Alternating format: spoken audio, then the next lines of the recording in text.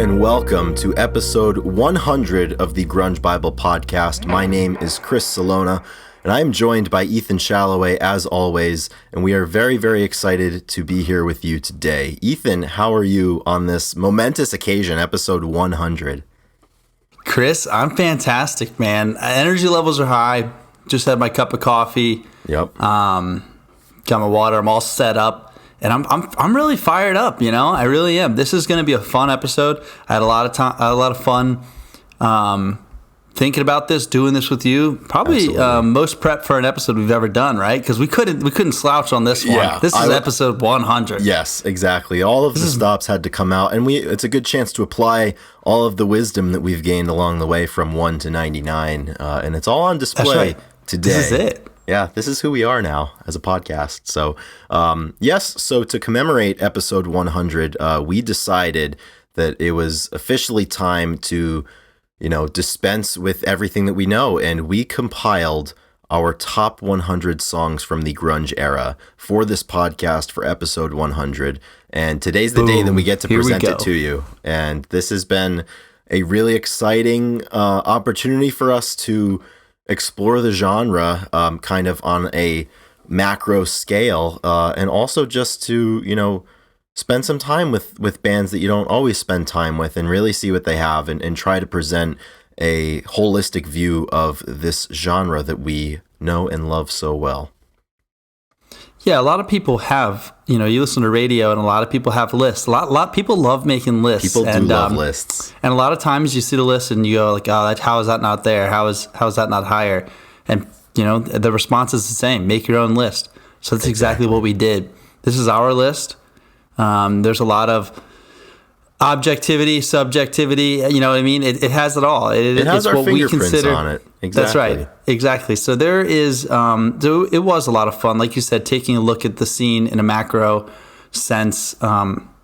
It was really fun. I mean, like I had a really good time prepping for this. This was a good one. So I'm excited. I'm excited for this episode. Yes, I really am too. This was a lot of fun, and we're really excited to get to it. But we've made it to 100 episodes, which we kid all of the time about this podcast and about how our skills are bullshit or how the podcast itself is insignificant. But this is very significant, and we're really proud that we've made it to 100 episodes. I mean, there's no flukes. Misses. There's no flukes when you get to 100. I mean, that's a big number, and we wouldn't have gotten to 10 had it not been for the support that we've gotten from everybody that listens. So, for everybody along the way, from when we started this podcast back in March of 2021 to now, to episode 100, I mean, anybody who's tuned in, who's left a comment, who's subscribed, who's shared it with a friend, who's talked about it with somebody, we're really, really thankful for that. And we're especially thankful for the people that have decided to throw their financial backing behind this podcast. Obviously this has been a long process and we've been doing this a while, and it takes money to do this, as you well know. So I would love to thank our top level Patreon supporters, for all of their support along the way. And there's a lot of these people who I'm about to list that have been with us for damn near all 100 episodes, which really means a lot to me. And I'm really grateful and I'm humbled, that people choose and have continued to choose to spend their time with us throughout the week. That really means a lot. So this time I would like to thank our top level supporters: Christine Shepard, Alex Long, Black Hole Sean, Alexis Shannon, The Blue Owl, Eddie Vedder got me through my second divorce, Doug Endy, Kara K, Captain Hightop, Brother Nature, Faith Bittner, Fuck Soup, Fresh Tendonitis, Granny Grunge, Jade Mercado, our number one fan from Australia, Chris LSMS, Carlene Salona, Jamie Lynn, Laura Nyreen, Marianne, Millie, Nikki Six, Rachel Corning, Seattle 4 fanboy from New Jersey, Shoe the Shoeless, and What the Fuck's Up Denny's. Thank you one and all. And in addition to our top level supporters, we do have a new supporter at the $5 level joining us this week. Finally hopped on board at episode 100, and there's no better time. So we would like to thank Julie for choosing to join the Patreon at the $5 level, which will continue to sustain this podcast for the next 100 episodes, which, it starts next week, 101 to 200. We like lists. We'll list them out. I would say we have to do a top 200 for the 200th episode. See, the work only gets more difficult. Oh my gosh. We can do it. So we started this preparation with like 257 songs or whatever. We pretty much put anything that may have a chance, and then we whittled it all the way down to 100. And it was tough. We made some tough cuts. We're not going to go too deep into what was not on the list. That's for you guys to kind of figure out and complain to us about. So, 100%. But it was, yeah, dude, it was really good. This is gonna be really solid. And yeah, you're absolutely. Right. The support has really fueled this thing. Couldn't do it without the support. 100 episodes, top 100. This is a good one. Yeah, it feels right. So, with this list, we spoke about it at the top of the episode. Grunge is a hard thing to define. So, I think before we get into the list, it's important that we kind of discuss the methodology that we have behind this list, because I think, you could ask 100 different people what grunge is, and they'll have 100 different definitions. There's bands that some people think are grunge, some people don't think are grunge. So first and foremost with this list, we tried to, stick with what our sense is of what grunge is, in a sense. So, as it relates to the scene, as it relates to, Seattle, the Pacific Northwest, kind of what was going on at that time musically. So there are a lot of bands that other people may include in this era. There are a lot of bands maybe on our list that many people may not include in this era, but we really tried to be consistent with with the bands that we chose and the era that we chose them from. So other different guidelines that we had. So nice, easy rule, nothing after the year 2000. So if it came out in 1999 or before, it was fair game. So for that purpose, you won't find any newer Pearl Jam or Alice or Soundgarden or anything of the like, newer Foo Fighters, Queens, whatever, what have you. Those won't be on this list. Additionally, we made the difficult call to not include a lot of the solo material from a lot of these artists. And coming from me, the big Mark Lanegan fan that I am, it was hard, but I just felt like a lot of the solo stuff didn't really fit in this list comparative to what we were trying to do with this list. So you won't find nearly any solo content here. Also with this list, we really wanted to get a good sense of the genre and the era as a whole. So we did pay attention to having a wider mix of bands than you may think are the top songs, for instance. So it would be really easy to go on this list and just completely fill it out with the big four, with Alice, Soundgarden, Nirvana, Pearl Jam, but we really tried to get songs that fill in the entirety of the picture. So I think we did a good job with that. I really like this list. And also it goes without saying, this is our list. This is Chris and Ethan's list. This is Grunge Bible's list. So with that comes the understanding that there are going to be some various quirks and features of this list that, these are our fingerprints. So there's some songs that are going to come up that if you don't know us, you are going to stop listening to once we talk about them. But this is our list. And, like you said, Ethan, if a lot of people make lists, we made ours. You can make yours if you would like to. Right. So that's the way we have it. A few notables. We didn't include Rage Against the Machine or Audio Slave, and I'm sure a lot of people would include or want to hear those on the list. No Tool, and we have a few. There's a few that we let one song or two in. Like we only have one Foo Fighters song, and that was. Right. That makes a lot of sense to me, but it's important that we have one. So see if you can figure out what song we put on. This is where the subjectivity comes into it too, because as we were talking, we were making this list. It can be a slippery slope. It's like, okay, so you let in a Tool song, and the next thing you know, you have Rage, and then because Rage, and you have to do Audio Slave, and the next thing you know, you have Jane's Addiction, Porno for Pyros, and it just continues. And grunge really isn't a genre; it's a term. So we tried to define it, and this is what we've come up with.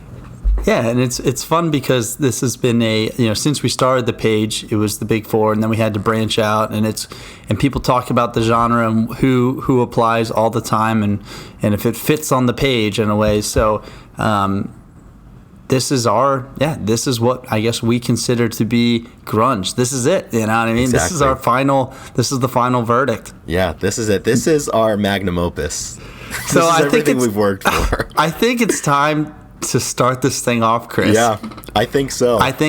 Yeah, this is great. So yeah, we've spoken about it long enough. Let's just get into it. So drum roll, please. Yes.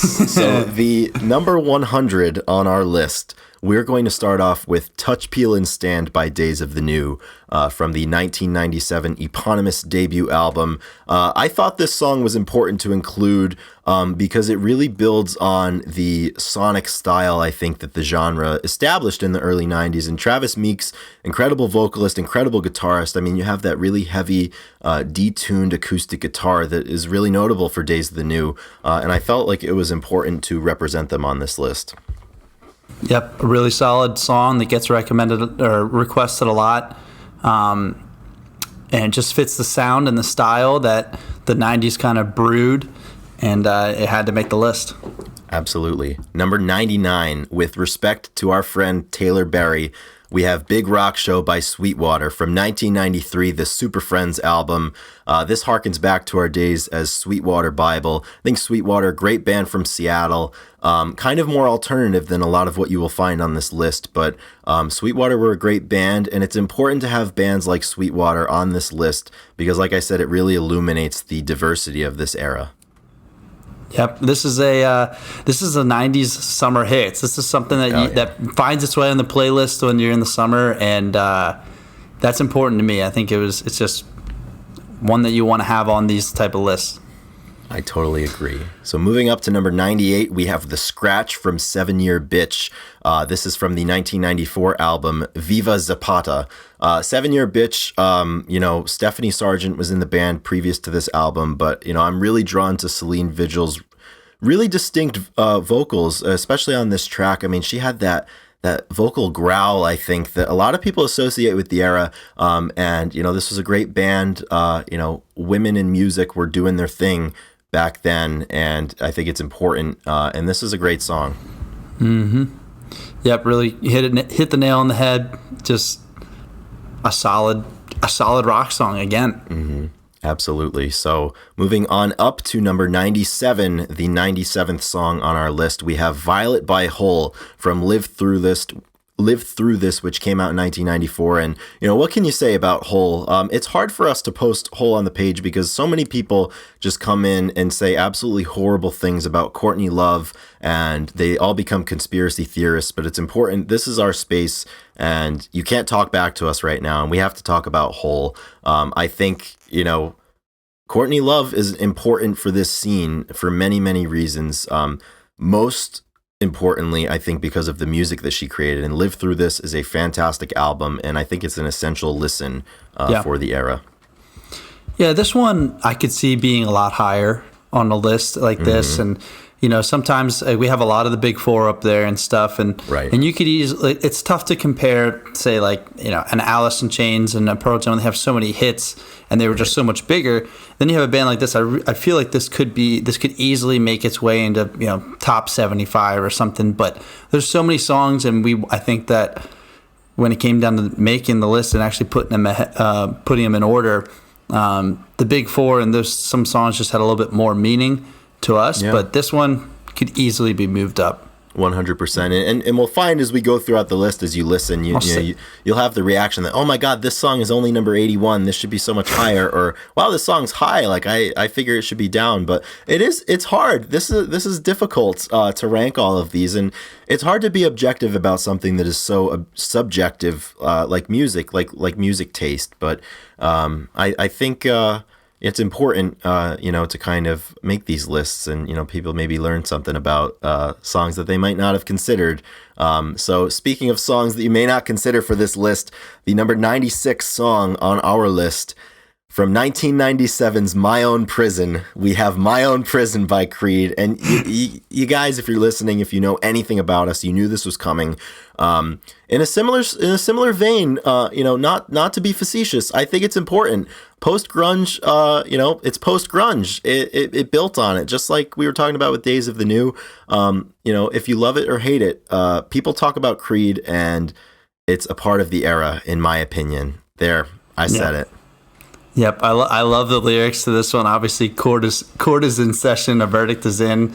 I mean, this is a banger. This one totally is worthy of. Yes. I mean, at least the 96 spot. So. And there is no appeal on the docket today when it comes to this list. All rulings are final. Moving on up to number 95 on our top 100 list, we have Buttercup by Brad from the 1993 album Shane. Brad, I think, is one of those bands that we'll talk about today that people need to spend more time with. They were incredible musicians, Stone Gossard being a part of Brad, and Sean Smith, a Seattle institution, such an incredible artist. And Buttercup is a softer tune that I think really showcases the complexity that he had to his voice and to his delivery. So it is important, and I'm very happy that we have that on our list. Yeah, this song has a lot of like the Mad Season, Mother Love Bone type of. It's like a slow grunge anthem that is what you think of with like kind of the earlier stuff of the genre, and it's just. It has that feel. It is a really, really solid song, and totally worthy of being on this list. This is a good choice. It's that toned down aspect of Seattle that I think is just as important as the big, loud, in your face anthemic aspect. 100%. So, that's a song, like we said, to illuminate the diversity of the era. And Brad was certainly a huge part of that. Next up, number 94. Once again, if you know us, this song had to be represented. We made an exception because there's a lot of bands like this that we could have included, but we didn't. So for number 94, we have John the Fisherman by Primus, specifically the version that appeared on Frizzle Fry. This is our favorite Primus song, so it has to be here. I know Primus sucks, but this is the Grunge Bible list, and what is Grunge Bible without the occasional Primus reference? Yeah, another one that gets people loved requesting this band, and we finally went to them, and it fits the list. It needs to be mentioned. It needs to be there. Mm-hmm. That's why it's between 90 and 100 though. Mm-hmm. Absolutely. So when it comes to the grunge era, I think it's hard because there's punk elements, there's metal elements, and grunge occurs somewhere in the middle between the combination of those two. This next song, number 93, is definitely more on the metal side, takes a lot of metal influence, and while not being a Seattle band, we have chosen Paw's Jesse from their 1993 Dragline album. And Paw hails from Lawrence, Kansas, rock chalk for anybody out there. You've got Mark Hennessy on the vocals, and this song is a heavy, heavy song. And, this is the opposite side of the spectrum of Buttercup by Brad. This is the in-your-face part of the early 90s sound, the quote-unquote grunge sound that, we all love. And Paw is a great band. Dragline, fantastic album if you haven't spent much time with it. Yeah. Yep. All you gotta say is, Jesse, you're a good dog. Such a good dog. That's all you gotta say. That's all you gotta say, man. What a trance. This is a hit. A hit's a hit. So a hit's a hit. Speaking of hits, number 92 from 1994's 16 Stone, we have Machine Head by Bush. For a long time, we didn't post about Bush, and we didn't really consider them to be a part of what was going on. But I think as time has gone on, Bush has their place. Gavin Rossdale, fantastic. You can call Bush whatever you want, but the fact of the matter is they made good music, and it was significant for the era. And Machine Head, was one of their biggest hits. So... no doubt. It's definitely a top 100. Yeah. I think this one charted like number 43 in the top 196. I mean, 16 Stone was a massive hit. I think it was like 6-time multi-platinum. I mean, they were a big band. You can't ignore them. They had their stamp on the genre, and people love Gavin. So exactly. Yeah. So there's a few to present him. There's a few lists that have these guys a little bit higher. Right. I'm a big Bush guy. I'm a big Bush guy. I know you me are. Me and Drew are. So yeah, Drew will be happy to see this one on. And Absolutely. Drew's dad, Bill, loves this song. Absolutely, Hell he's a yeah. big Machine head. Aren't we all? I think we can all get into that mindset. So, we're up to number 91 right now, and some of you may be asking, what about Scott? Well, ask no longer, because the number 91 song is Sex Type Thing from the Stone Temple Pilots from their debut album, Core. This song was also released as a single in January of 1993. And Sex Type Thing, it's quintessential Stone Temple Pilots. Scott was really diverse throughout his career. I mean, he could hit you hard like with a song like this, and he could also bring it down, as we'll talk about later on. But Sex Type Thing, this one I could definitely, I feel like it could certainly be higher, but the fact that it's here is a compliment all its own. Certainly, because there's a lot of songs that could be number 91. There's a lot of songs that could be on this list that didn't make it, but we're happy to have Sex Type Thing here. Yep, quintessential Stone Temple Pilots right here. Just a good rocker. Scott's the man, and he's got to be on here. Right on. So that was 91 through 100 right there. How are we feeling, Chris? Get the first 10 out of the way. Yeah, I think we got a good cadence to this, and I hope I'm excited to have discussions about the next several dozen songs. Oh yeah. Yeah. So coming in at 90, this one is, this band is definitely needs to be represented. A big influence. A lot of people like them. You've seen them live, so you probably, I don't know if they played this one, but then coming in at 90 is Boris by the Melvins, coming off the 1991 album Bullhead. And man, what a sludge fest! What a drive! We fell in love with this song, and it was a performance. I think in like 2014. He was a little bit older. They played in like a record store, and it was almost like this is such a heavy song that he just like played kind of acoustic, and we just like loved it. So this one may not be on some other people's lists for their favorite Melvin song, but we wanted it there. Yeah, I'll tell you what Buzz and Dale Crover could do together, and the noise that those two, especially in the band, could create is otherworldly, and it is not from the world above. This is heavy, this is hard, and say what you will about Buzz's eccentricities, if you will, but he's such a fantastic artist, and he needs to be here. So that's what we've got. Coming in at number 89, we have Crazy Love by Grunge, a 1992 release from the Push album, Seattle band. This one's good. This just has like your Soundgarden feels. Obviously, a lot of these guys played in some other bands, and just a really solid grunge hit that I could see, an early one that I could see get a lot of love by the diehards. Yeah, absolutely. In terms of the era, Grunge is one that I haven't spent as much time with as I need to and as they deserve. I mean, you talk about Grunge, obviously in the Skin Yard vein with Ben McMillan, and I think Ben McMillan is really one of the underrated vocalists and musicians of the era. I mean, he had a hell of a voice, and we always forget how competitive this era was. If you put a record out from Seattle in 91, 92, 93, I mean, you've got your work cut out for you to get the attention of people outside of the area. So this is one that we could use our platform to share Grunge with more people, and hopefully they can listen. Yeah, I think people are gonna like that addition. So coming in at number 88. We have our first Big Four song, if you don't count STP. We have Something in the Way by Nirvana, coming off the 91 Nevermind album. And this song we had on the list. We like this song a lot. There's a ton of Nirvana hits that could be on this list. And this song we felt needed its place. It has the slower, eerie side of, I think, the genre that we've talked about. And there's a few bands that like we just had to include their ballad, their kind of slow, eerie thing. And this is that. I mean, this is a really, really solid kind of like eerie song, as you say.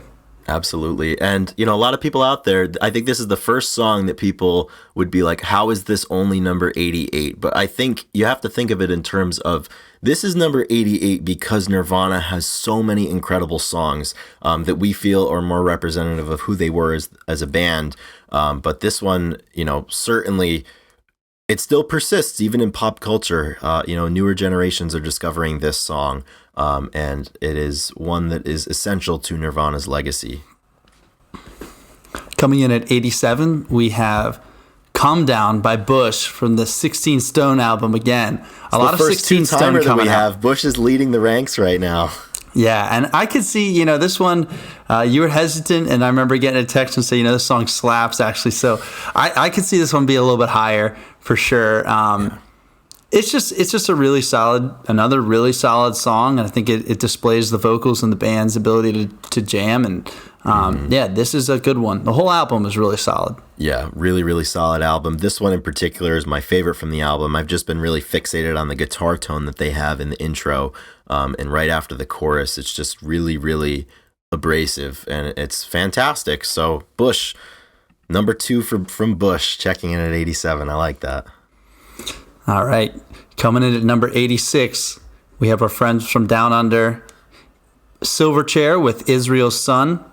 This is off their Frog Stomp album, and one of their singles that released in 95. And I fell in love with the song because of the intro and the really heavy, obviously, bass intro. And then it literally sounds like, I don't know what a frog stomp is, but it sounds like you're stomping around. Like it has that drudge to it Totally. we're all suckers for, basically.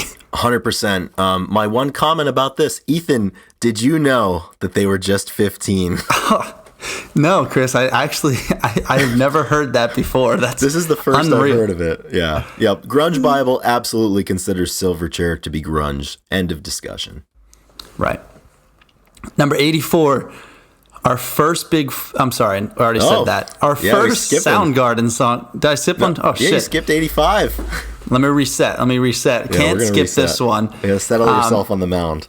I will. I guess I have a remark of why I may have skipped this. But 85, we have "Bullet with Butterfly Wings" by Smashing Pumpkins, coming off their 95 album, Melancholy. And I don't know. This song to me is not my favorite Pumpkin song, but it is such a hit and really important. So, I think that's why it comes in at 85, and we have some more of the other stuff above it. What are your thoughts on "Bullet"? Yeah, I think it's essential to who the Pumpkins are, and we just had a trio of songs that I think kind of push the envelope on what people who are, have a strict interpretation of what grunge is. I don't know that they would consider Bush, Silverchair, and the Pumpkins, but the Pumpkins, they toured with Pearl Jam. They played with a lot of these bands. They had their fans were a lot of the same people, and Bullet with Butterfly Wings. I mean, that's from Melancholy and Infinite Sadness is such a great album, and this one was certainly inescapable for a long time. So that's why, I like this song. I'm glad that it's here. Yeah, it has its place for sure. It's really good. Totally. All right. Back to 84. I was so excited for some Soundgarden. So we have the first Soundgarden pick, and that is Beyond the Wheel, coming in off of Ultra Mega OK in 1988. And the reason this one makes the list is because of the vocal performance for sure. People talk about it. Is it his best performance ever?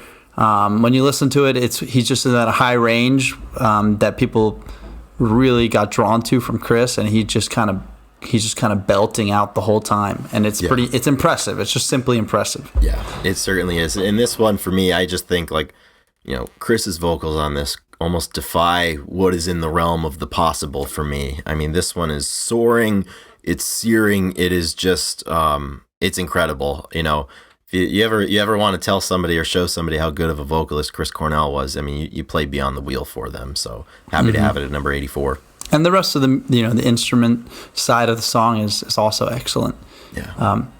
Number 83, first Pearl Jam song off their 91 debut album 10, we have Porch. And this is a favorite of ours.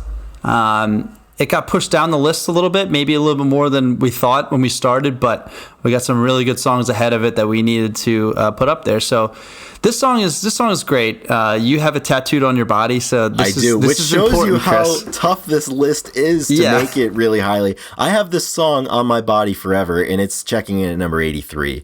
I mean, the live element of this song, solidifies it as one of Pearl Jam's best, certainly, and the theatrics that Vedder and the gang performed in the 10 era.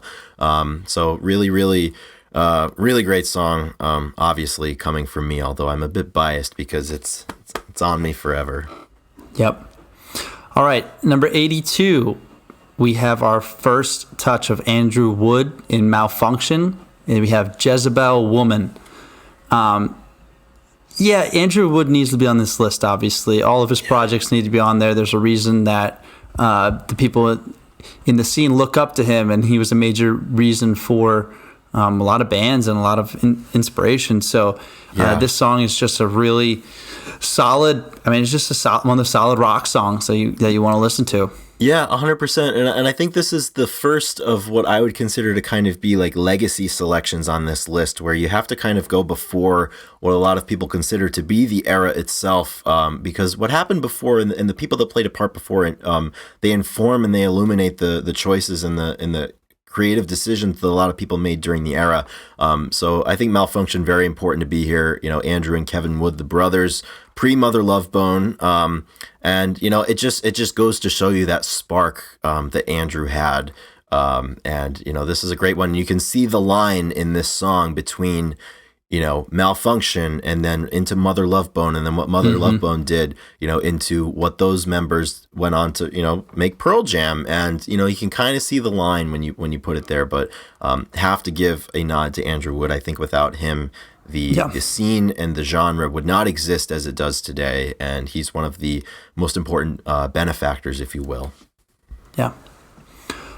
Coming in at 81, a song that originally didn't come to our minds, but then after further review, went from not being on the list to number 81. We have Cannonball by Breeders, released in 1993. This was a hit. If you're unsure of what it is, when you listen to it, you know exactly the song we're talking about. Totally. It was number 44 on the Hot 100. I think it's nice to include that sometimes.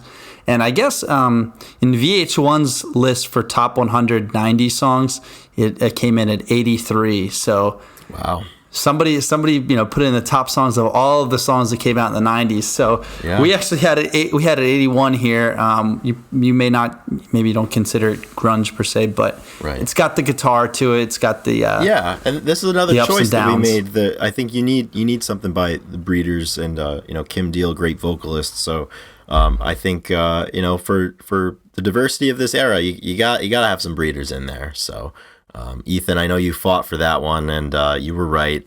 We need the Breeders here. So thank you for fighting for the Cannonball. Yeah, absolutely.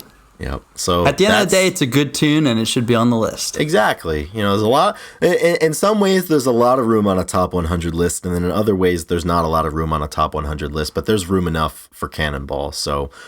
Turning the page, we're going to get into the top 80 now. Checking in at number 80, we're bringing the heft. We've got Leafy Incline from Tad from the 1993 album Inhaler. Tad Doyle, an absolute force. This won't be the last that you hear of the mighty Tad. I love the bass guitar on this song. This is so in your face. I always think of this song. I always think of Tad and Paw together for some reason. And this song really, really shows what Tad does so well. Mm-hmm. Yeah, this one for me, this one might be a little bit high. I could have seen a few songs that I'd go to before, but Tad needs to be on here, and it made the top 80. But yeah, good song, really good song. You bet.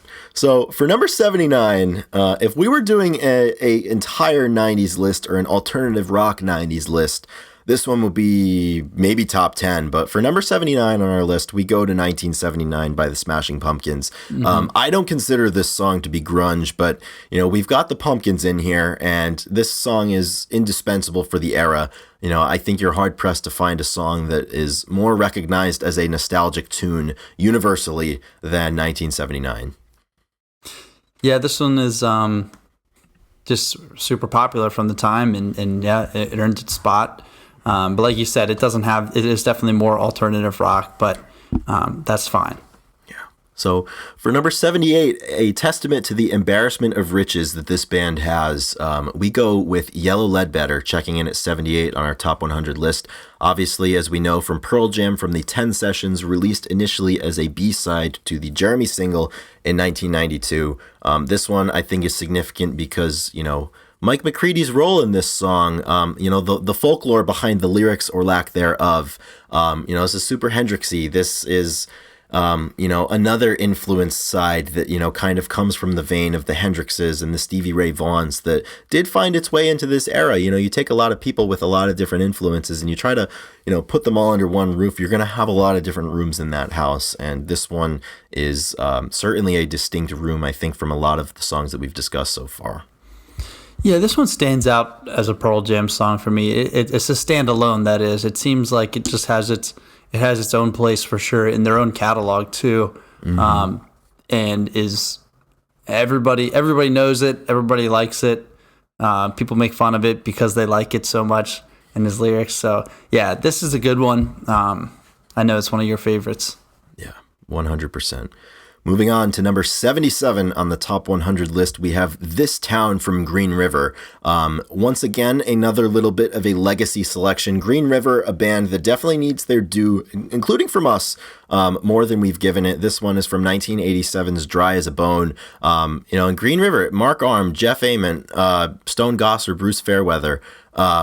Incredible from a moment in time, knowing what a lot of these individuals would go on to do, certainly Mudhoney and Pearl Jam, the fact that they were together making music, you have Green River, you have the Deep Six element to it there, and kind of the scene before what many people knew or would come to know as the Seattle scene.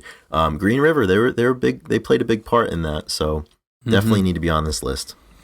Anytime I hear the older bands and the members, you can always hear, obviously hear Mudhoney, you hear Mother Love Bone and Temple, like you hear and PJ, you hear the pieces in the band, and I think that is really cool. It's definitely really interesting that. You can just see it all come together. So this is a good one. And this is where you see a lot of it. A lot of what I think grunge to be is derived from the punk scene and the punk spirit. And I think you see that so well in a Green River. You see that so well in a Mudhoney. You see that so well in an early Nirvana, which makes sense because these guys knew one another. They had a lot of the same influences, and that certainly came out in the early era. And Green River is a great example of that. So is This Town. So moving on up to number 76, Ethan, this is one of your favorites, I think, of the entire landscape. Yes. That is Stone Temple Pilots' Atlanta from their 1999 number 4 album. And Ethan, I know you love this song, so I'm going to give you the floor. Yeah, this song has it all for me. I was going to say if I was ranking like songs that I want to listen to, if I just made a top 50 like songs that I want to listen to from the era, this is in it for sure. It has the strings, it has the beautiful kind of like jazzy vocals and the movement that just shows Scott's talent and skill that I honestly like probably more than a lot of their rock and roll stuff where they're really it shows jamming. their diversity. Yeah, this one can easily go way up for me. This one just fire. It's just so good. It's just it's a good lyrical. It's just fun. It's just a really, really good kind of emotional song, which I like. Yeah. So yeah, this one's good. Yep. So Ethan, we're getting into the top 75 zone, and we're going to kick off the top 75 with number 75, and we are going to 1000 Smiling Knuckles from Skin Yard from the album released in 1991, also called 1000 Smiling Knuckles. And Skin Yard, Ben McMillan once again. This song, this band too, you forget how interconnected this shit was. So in Skin Yard at this time, you have Ben McMillan, you have Jack Endino in the band, and you have Barrett Martin on drums. Matt Cameron previously taking a turn playing drums in Skin Yard. And, this is one of those bands. It's essential. Barrett Martin was involved in so many things. Ben McMillan too. Jack Endino, obviously, especially as a producer. And, when they got together, they could make some great music too. Yeah, this one's so funny. So I obviously we just talked about Atlanta, and I was kind of bummed that it didn't make the top 75 maybe. But then this morning I was doing a little more research and I listened to this song again, and it has this Ozzy Osbourne type of feel. It has this, and I was like, holy shit, this song could be higher. Like this song is really kind of gas, and I was like, oh shit, like. So yeah, this is a fun one. Definitely going to be playing it a little bit more. This was a surprise to me again. Totally. Yeah, and that's good. That's been a fun part of this project for us too. You surprise yourself a little bit with some of these bands when you reconnect with them. And for me, I feel similarly about Skin Yard too. Yeah. Yeah, I think that there's just it's very overwhelming putting all these, like, seeing a million songs on paper and then having to rank them, and you're like, well, I don't listen to this one as much as I listen to this one, so how can I put it? But then really, some you kind of work through it, and then you figure out where it places. So yeah, that was a great one. Totally needed to be included. Yeah. The number 74 spot on our top 100 list goes to State of Love and Trust from Pearl Jam, an outtake from the 10 sessions. It didn't make the album in 91, but was released on the single soundtrack in 1992. And I think this is a great song that really encapsulates what Pearl Jam was about back in that era in 91 and 92. You've got that energy, you've got that synergy that they found immediately as a band, and that's right on display here. With State of Love and Trust. Yeah, this is a really solid one. They're unplugged, in the unplugged session. As well, yeah, unplugged too. A really great, awesome performance, and Ed is giving it everything he has, and I think that really elevates this song for their catalog.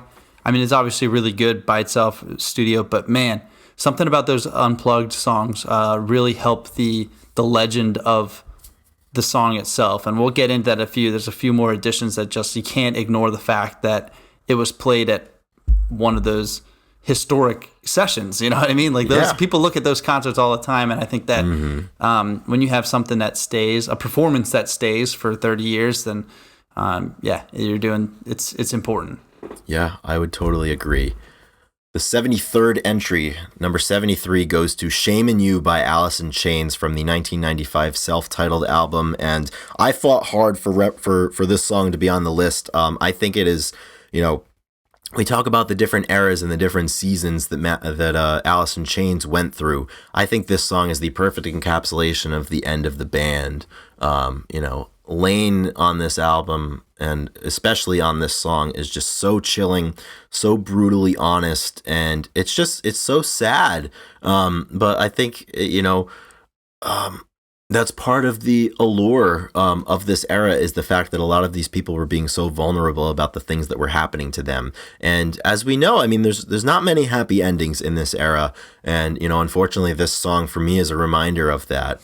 But fantastic song. I want to take this moment to thank you for pushing for this one. And again, this really is a ballad. It's a slow build, and it's just so.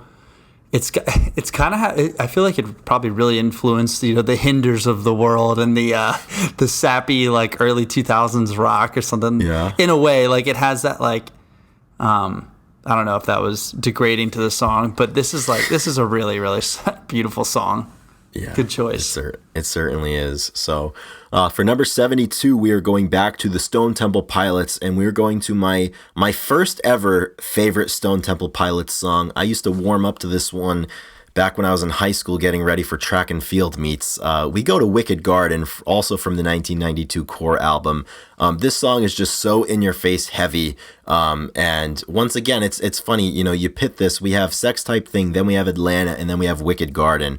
I mean, the versatility that this band had, the DeLeo brothers, Eric Kretz and Scott Weiland, their ability to just make something that's so tight and so aggressive and so loud too, is fully on display here with Wicked Garden. Yeah, this is one of my favorite STP songs as well. It's just, everything you said, I agree with. Really, really solid Scott performance, and just a fun one. Another unplugged session song as well. So yeah, 100%. They did a great unplugged version of this. They slowed it down, kind of like a lullaby in the bridges there. Really good. Really, really great. They really shined on that. Yep. And songs that have that versatility that you can do a few different ways are just like Sex Type Thing. That was 100%. So moving on to number 71, we've got another Bush song, also, surprise, surprise, from 16 Stone. We have Glycerine. This one, Gavin Rossdale covered in rainwater, it's thunderstorming at Iconic. Spring Break MTV. Iconic. Solo. This is great. This is really good songwriting. People sometimes incorrectly, in my opinion, they treat Bush kind of like as a punchline, but they're not. And this song is it's great. Really like this song. I'm really glad to hear you say that, Chris. I've come around big on Bush in the last 48 hours. Hell yeah. Just as I fought for Shame and you fought for Bush. I was hesitant. You were so adamant on a few things that I wanted to push a few of these a little bit higher, obviously. I mean, we didn't, spoiler alert, Little Things is not on the list. This is the last of the Bush, which sucks. This was actually, Drew and I, when we were in a band, this is the first song that we played at a talent show in 8th grade. We played Glycerine. We went right into Machine Head. We did a combo. They opened the curtains and we came out. The rest of the band came out. But this song is beautiful because it's just guitar, vocals, and then some strings. And his voice shines. I mean, there's people. The whole genre is filled with these distinct voices. Yeah. And all you got your your Eddie Vedders and your Cornells, but then you have Gavin Rossdale, and you have this voice that is unique, and I think that is why that they had that success with that album. And and that's there's something to say about having a solid album to look back on. So there's something happy to be for them. said for that, especially. All right, we're gonna take a quick break, and we're gonna come back and give you the top 70. Coming in at number 70, we have another Smashing Pumpkins hit, "Drown," off the 1992 singles. We're going to take a quick break, and we're going to come back and give you the top 70. Coming in at number 70, we have another Smashing Pumpkins hit, "Drown," off the 1992 singles soundtrack. This one's really, really solid. A live favorite, as you said, a classic riff for them. And yeah, I think this is one of Billy's better songs. This is a really, really fun one. Yeah, I totally agree. I think almost more so than anybody else, with the exception of maybe Cantrell, I think Billy Corgan and James Iha as well really cornered the market on making these distinct, instantly recognizable guitar riffs back in the 1990s. And "Drown" most definitely is a great showcase of that. So the next one is number 69, and this is a really, really important song. We had to figure out what we're going to put here at this 69 spot. And there was only one choice, and it's because we're all crazy at war. And we have "Red Bar" by Pearl Jam off of the 98 Yield, the Yield album. And Chris, what's the deal with Red Bar? What's the allure behind it? Why do we love it? What's this renaissance we have going on? Oh man, well we reviewed the album a couple episodes ago, and this one is just stuck with us. This one's been stuck on us. To quote Failure, for some time now. I mean, this is just a very eclectic Jack Irons creation, and there was some weird shit going on back in this era. And 98's a little later, but you gotta have it. I mean, you need the weird as right along with the instantly recognizable shit, and it almost doesn't get much weirder than "Red Bar." We had to unfortunately omit "Bugs," but we've got "Red Bar," so rest assured we do have "Red Bar." Yep, that's a little Easter egg for everybody. Yep. But to bolster Pearl Jam back up, we at number 68 we have "Black," which is one of my personal favorites.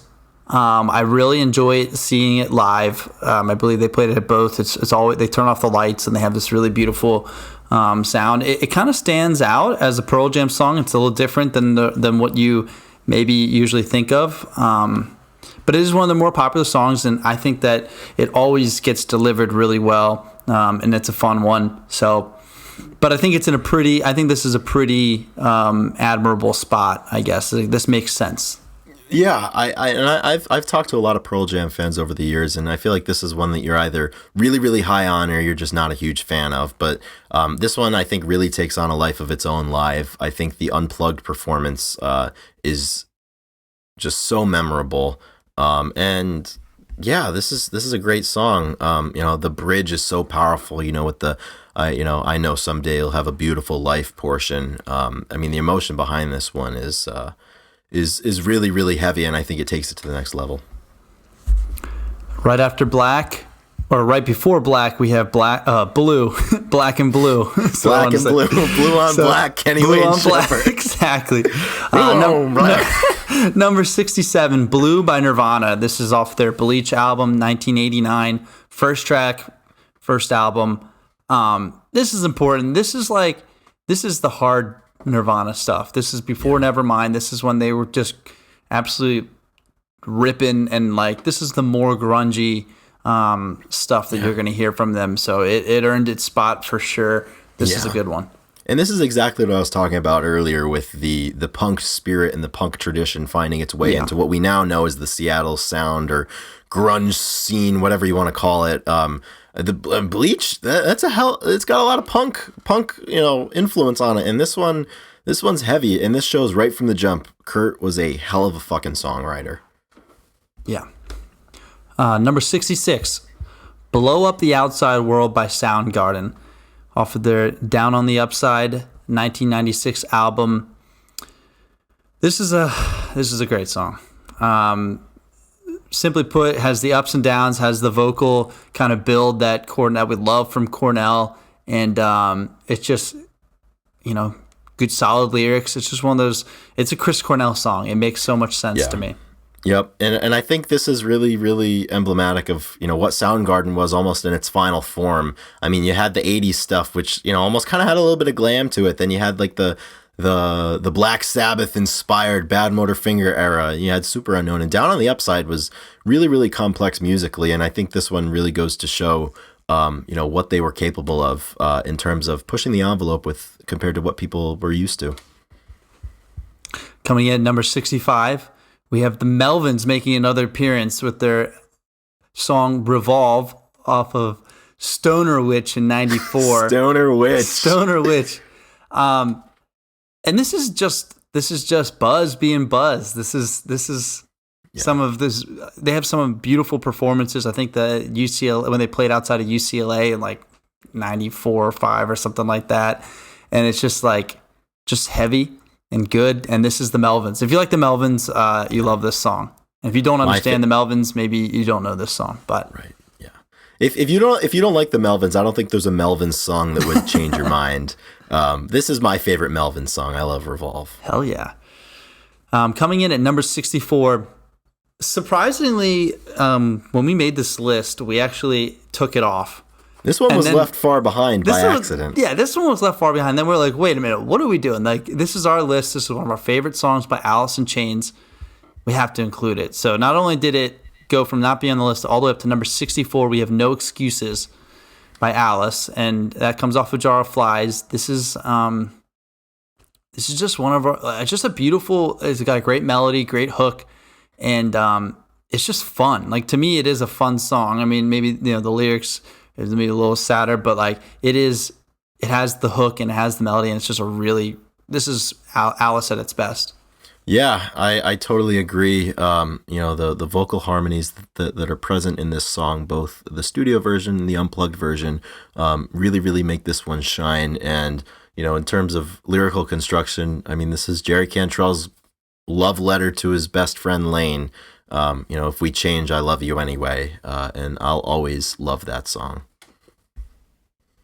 Number 63, we have I think the first installment of the supergroup Mad Season, if I'm not mistaken. Yep. And we're going to go with Wake Up off of their, only album, Above, first track, big ballad. And just has that, just kind of the vocals just kind of soaring above the rest of the music, which a lot of these artists figured out the perfect way to do that, to kind of have a song and just let the vocals kind of move throughout the song and just fill it up. And this is a good one. I'm glad that you fought for this one to be where it is. I think 63 is a pretty solid. I could see it going up, of course, but we got a lot of good songs above it that we needed to include. So what are you going to do?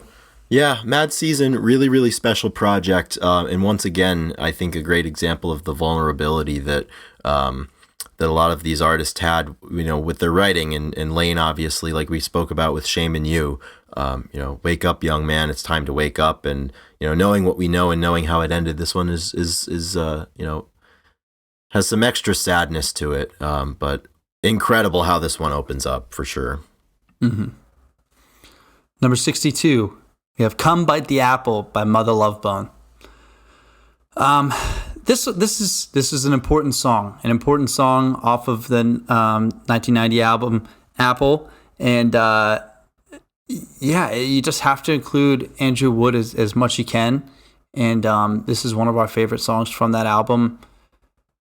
Chris, what's your initial reaction to this song? I know that this was one that you brought up a lot. Yeah, I really like this song, and this one always just makes me think about what could have been, Right. if Andrew Wood hadn't passed away, and what the genre, what the landscape would have looked like. Because I mean, this one had all the makings of a hit, I would say. So Mother Love Bone keeps going. Stone and Jeff are occupied. What does the scene look like? And where would Mother Love Bone's career have gone? I think this one sounds a lot different of what we came to know and moving on into 91, 92. But it's just, it makes me think about, what we may have gotten if Andrew Wood hadn't passed away. But what a great song. I think this one's really hard driving. This is a groover for sure.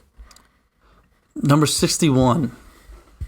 I think a crowd favorite, a fan favorite from the genre. People love this song, and it's "Far Behind" by Candlebox.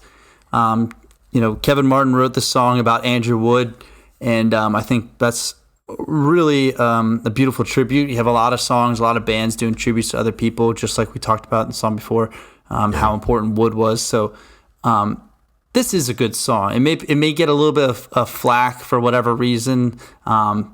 But it's a fun listen every time. Yeah. It's got good guitar work, and then obviously he opens up around the chorus. So Yeah, I mean, Kevin Martin, Candlebox, I mean, they were there, and Right. this one, obviously with the connection to Andrew Wood, I think it is essential to the era. So really glad this one was included. I know we were on the fence, and we had almost forgotten to do our due diligence and put this one, but I'm glad it's there at number 61. So as we get into the top 60, another band that we thought was very important to include, we have Sonic Youth, and number 60 will be "Cool Thing" by Sonic Youth from their 1990 album Goo. I think what Kim Gordon and Thurston Moore did together was really, really incredible. They were so good at making music with a message behind it, making really aggressive music, having live performances that borderlined on the unhinged, and I think that was such a huge element of this era. This one, Chuck D has a spoken part on it too, which is pretty crazy. The melting pot that was the 90s. So Cool Thing. I love Kim Gordon. Love Kim Gordon. I think an important note about Sonic Youth is just, I think they kind of paved the way in a lot of the kind of guitar work and the kind of just the overtones that they had, and I think and the kind of chaos that ensued in their songs, and kind of the scrambledness that I think bands took, tweaked, and made it their own, and that's how you got a lot of really well put together, like you said, the punk rock stuff kind of coming in, but also the alternative, like. Yeah, like I see a line almost between like the Sonic Youth, Jay Mascis, Dino Jr. era, like directly to almost kind of like some of the stuff that Kurt Weill does and that Jack White does. I think there's a connection in there. Yeah, absolutely. Yeah. So them and the Pixies. Exactly, which we kept off the list. That's for our other list that will most definitely come out. Moving on to number 59, a favorite of ours. This just goes to show you what one man and a guitar and the best riff ability of the era can do. Riff master. We go to the riff lord himself, Jerry Cantrell. "Cut You In" is number 59 on our top 100 list from the 1998 album Boggy Depot, Jerry Cantrell's solo debut. And I think this just further solidifies his status and his title on the throne of riffage. And I love this one. This is a great one. I think, he milks it a little bit live. Little silence, he's waiting, and then he starts with that opening riff to "Cut You In." And it's fantastic. I'm excited to hear this one live again, hopefully this spring. Yep, this was a really fun one to hear live. I mean, he has great energy in the vocals every time, and it's so kind of like, yeah, the guitar is so like choppy and immediate that the lyrics it just fits really well. It's a fun one. Yeah, This is a we fun love one. Cut- Had to be on the list. Yeah, love Cut You In. Number 58 on the Grunge Bible Top 100 Songs list is Rearview Mirror from Pearl Jam's 1993 sophomore album, Verses. This one, I love the aggression in it. I love the vocal aggression. I love the driving guitar. Dave Abruzzes' studio effort with the drums on this one are incredible. The story we've mentioned before, certainly. He had to do so many takes of it because he apparently wasn't pounding hard enough that at the end of the final take that they got, that's on the album, you can hear him throw his sticks and then fall to the floor. I love this one. I think this is a great symbol of the aggression that Pearl Jam had in their music around, the 91 to 93 era. Yeah, we really like this song. I like the message behind it and leaving things in the rear view and moving on. And we couldn't have a top 100 without this. Absolutely. The number 57 entry on our top 100 list, I believe it is the only live performance that we have on this list, and we had to go to Nirvana's Unplugged for their Lead Belly cover. Also, I believe the only cover on this list, the Lead Belly cover, Where Did You Sleep Last Night? I think this one, I think of it hand in hand when I think of Kurt's passing. Yeah. I just see that look in his eyes when he's performing that, when he stops before the final verse. It's just so emotional. It's so emotional. It's so raw and stripped down. And he couldn't have done a better take of this. And we honestly, we couldn't have gotten a better performance that night. Yeah, like I said in the beginning, when I was thinking about this list, I was like, what do I think of when I think of Nirvana? And you think of their Unplugged session, and I feel like, a song from there needs to be on it, even if it is a cover. And so we had a few others, but we said this was the most important one to have on because it was the final song and how we finished it. It really feels, it's eerie, and it just is a very, very good piece of music.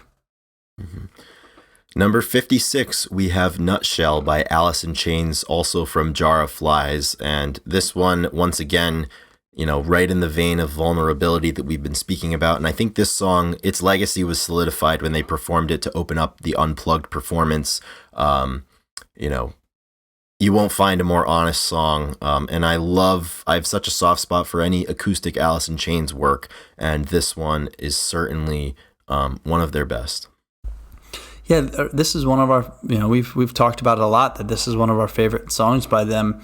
And it started off super high and dropped down to 56 for just some reasons. We had to put some other songs ahead of it, but this one is a really beautiful tune. It's sad, but the way the guitar comes in over the oohs and ahs like that they have is a really good piece of music again.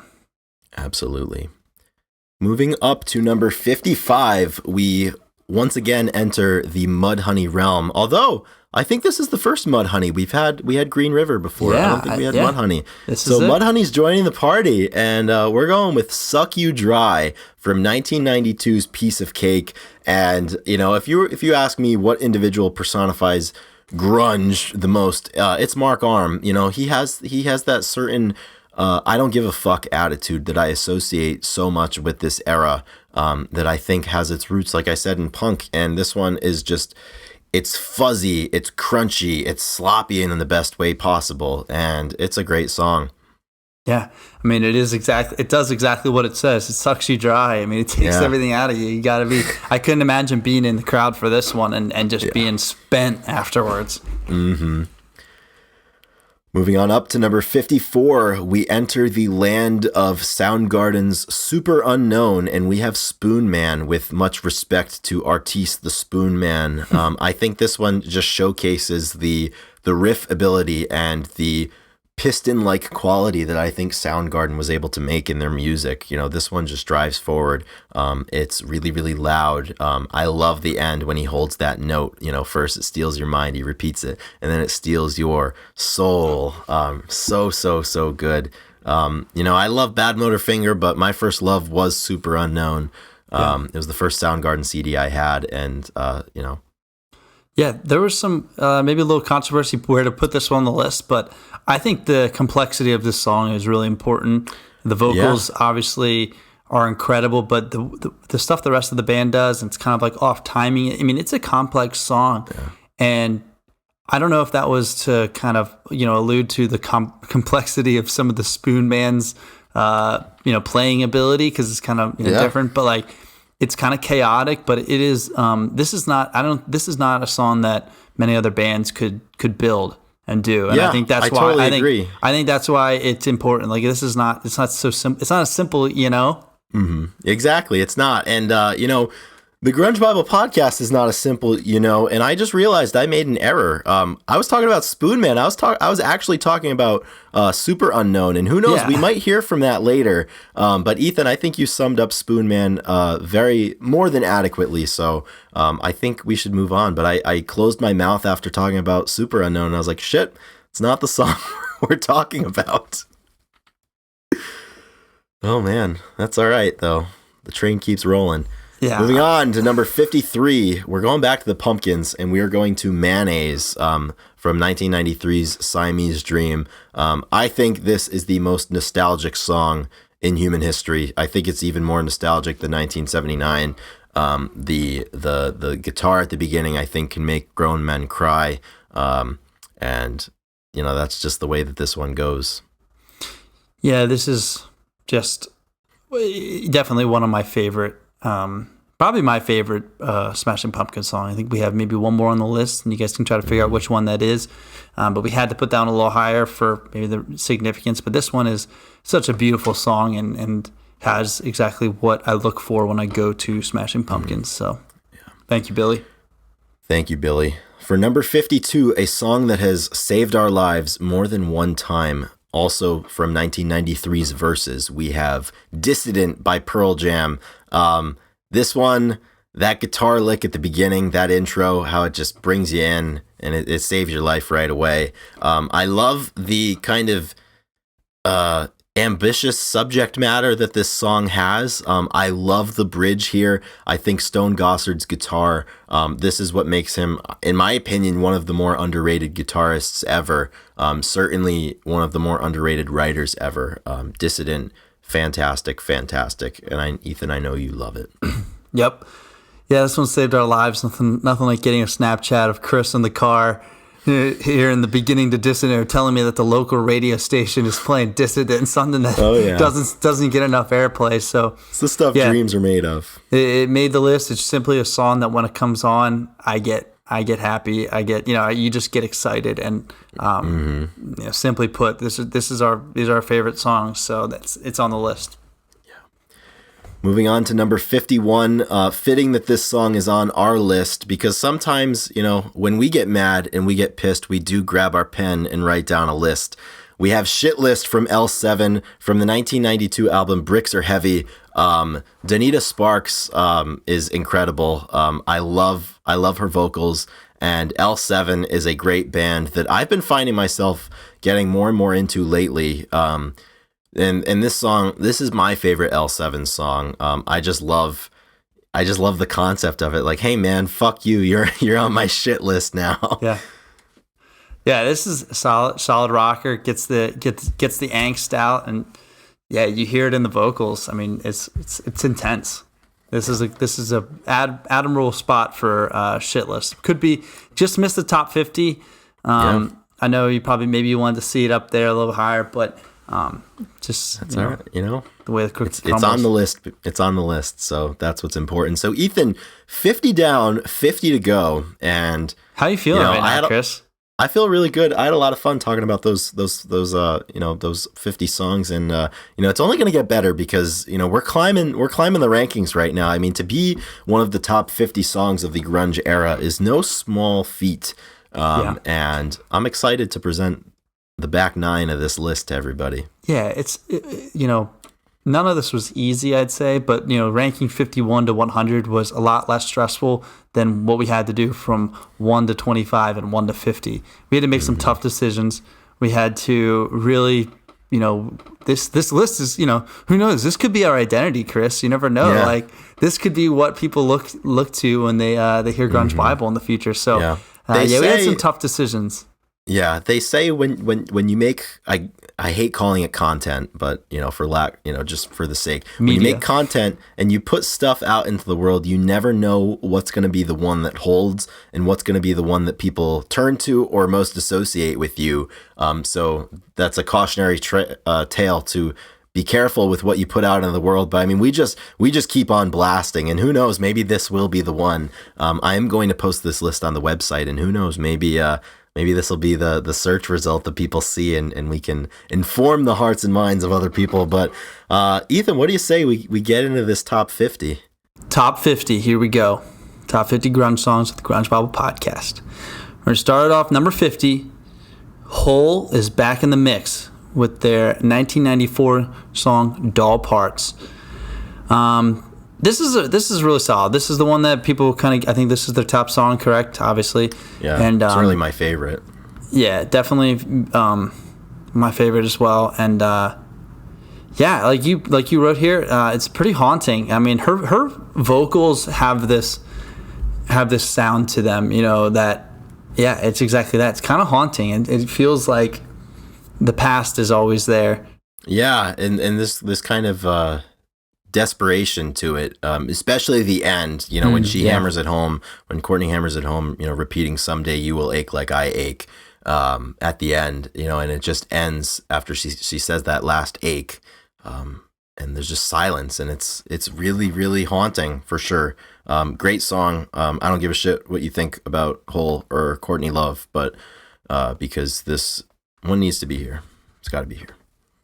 Coming in number 49, one of my favorites. Feel the Pain. Favorite, yeah. Feel the Pain by Dinosaur Jr. 1994, Jay Mascis, beautiful guitar work, pretty chaotic. One thing that I love that goes a little overlooked about this song is it opens up with a bottle popping.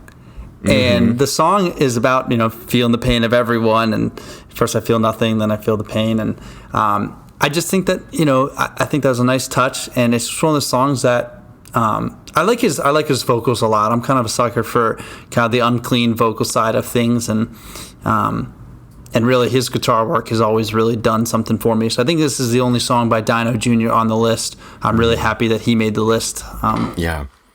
Yeah, this album, Without a Sound, I love the artwork to it. I love this album as a whole, and this one is certainly really notable. And I think Jay Mascis was doing a lot of things that influence a lot of people in the years to come. And I think, his influence is alive just as much as anybody's, I think, in music today and in guitar-driven music today. Coming at number 48, we have Fell on Black Days by Soundgarden. This is off their Super Unknown album in 1994. And this one, this is another really classic Chris kind of vocal performance. I feel like I say that a lot, but yeah, I know this one. You're a big fan of the lyrics on this one. Is that correct?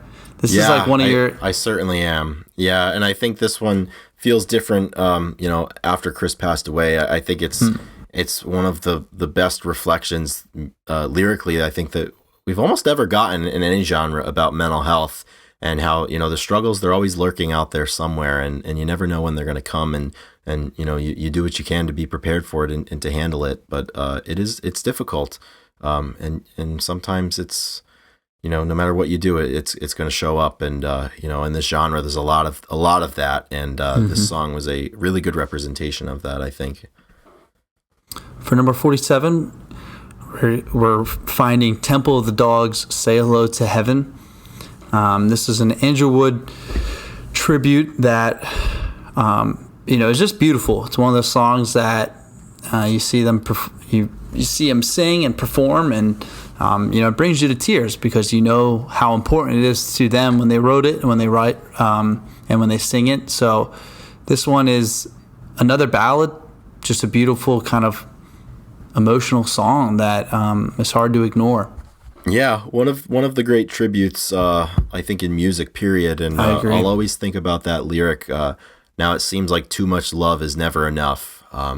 And it's one of those, I think, one of those moments in life where you lose somebody that you cared a lot about, and it does make you feel really small. And no matter what you do, it stinks, and horrible things can happen, and you can lose people. And this song captures that emotion really well. Coming in at 46, we have Super Unknown For Real.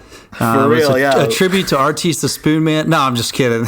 So another Soundgarden song, Super Unknown, off of Super Unknown. Unique, aggressive, and Chris, you want to take this and finish your thoughts from earlier?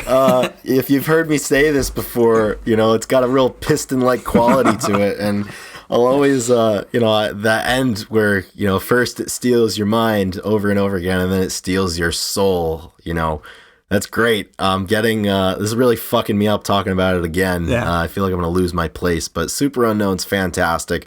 As I said, I was a super known boy to begin with, and I graduated to Bad Motor Finger, but I love Super Unknown, and the title track is one of the best. Yeah, really solid. Okay, coming in at 45, another Alice in Chains song. It's been about 10 songs since we had one, and it's gonna be Rooster. And this song is obviously a radio favorite. This one's really good, and you may have some fatigue attached to this song, but when you break it down, this song really does slap, and this song really is important. Mm-hmm. What are your initial thoughts on Rooster, Chris? Because I know, like I said, this one has some fatigue to it, but it has a resurgence value to it. It totally does, and I think this is such a great showcase of Jerry Cantrell and his ability to play simple parts so well that they add so much depth and detail to songs. And obviously being the writer of this song about his father's experiences in Vietnam, I mean, Lane could not have nailed the vocals better. Sean and Mike as well, fantastic work with this song. And like you said, I think a lot of people are fatigued of Rooster, but I'm not, and this is our list. Yeah. And this is kind of, I think, the other Alice stuff we had. This is kind of the first where Lane's vocals really get to open up. We've had some of this softer stuff in Nutshell and Shame in You. So this is kind of the bigger one. I think we're going to see more of that moving forward. Yeah, Lane's warming up. He's in the back warming up. He's letting the openers take the stage. Exactly, yeah. He's letting the cannonballs and the fucking the candle paws boxes of the worlds. Yeah. All right, so number 44, heading back into the Scott Weiland zone with Big Empty. And this is off their album Purple from 1994. And this one has the slide guitar and kind of has that blues total setup to it that I think that we both really appreciate when this band gets in that zone. Yeah. So this is probably one of our favorite STP songs. There's a few other ones that are maybe above this, but this one I think we're coming back to. Yeah, this is my favorite STP song, and I love the contrast that you get in this song with the sound and with the the volume almost between the choruses and the verses. I just love how it kind of like meanders its way through that slide guitar, and then Kretz's drums kick in, and you go into that chorus, and it's so good. I love the little twist he puts that Scott puts on it at the end.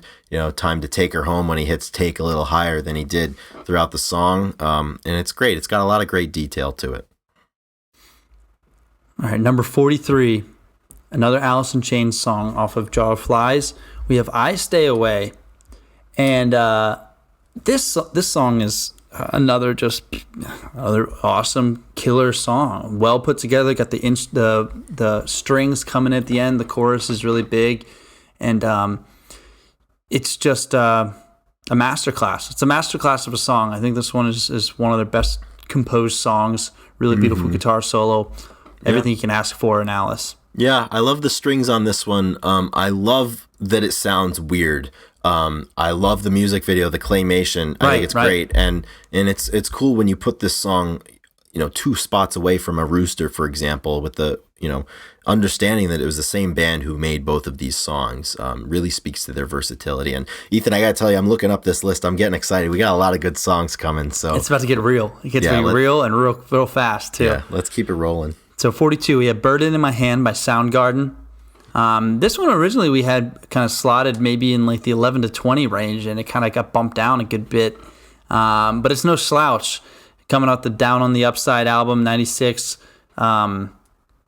Just more Chris doing Chris. This is just every time you just you can count on him, and this is another one. Yeah, and I think with this song, Matt Cameron does a great job of keeping the time on this song. And once again, as we know, I'm a sucker for lyrics, and I just love this song. Close your eyes and bow your head. I need a little sympathy. That line is just stuck with me for a long time, and I don't know why, but it does. But the best songs do that to you. A part of the best songs just stick with you, and for me, that one certainly has parts that stick with me. All right, moving into another Chris Cornell song, but not from Soundgarden. We have at number 41, "Seasons" by Cornell. Single soundtrack. Coming off the single soundtrack in 92. And this one, to me, the guitar work really sticks out always, every time that he plays. It's not easy to play, and then he sings over it, and it's just beautiful. And like Seasons, talking about the seasons is such a a tale as old as time. Like it's a beautiful subject matter, and like it's a really well done song. There's many ways you can take it, and this is the one exception to the no solo artist rule that we had for this list, but we felt that it was really important. And Jerry. And Jerry too. We have two exceptions. You're right. I'm a liar, just like I know. you.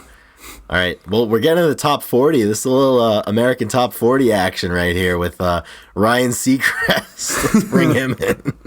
Right, Ryan, what do you have to say here? Yeah. Well, we got a lot of great. It's a tough list to be on up here. Yeah, I don't know why that's not how Ryan Seacrest sounds. I don't know why I defaulted to that for my Ryan Seacrest voice, but nevertheless, fuck it. We got 40 great songs to go through, and we're going to start right now.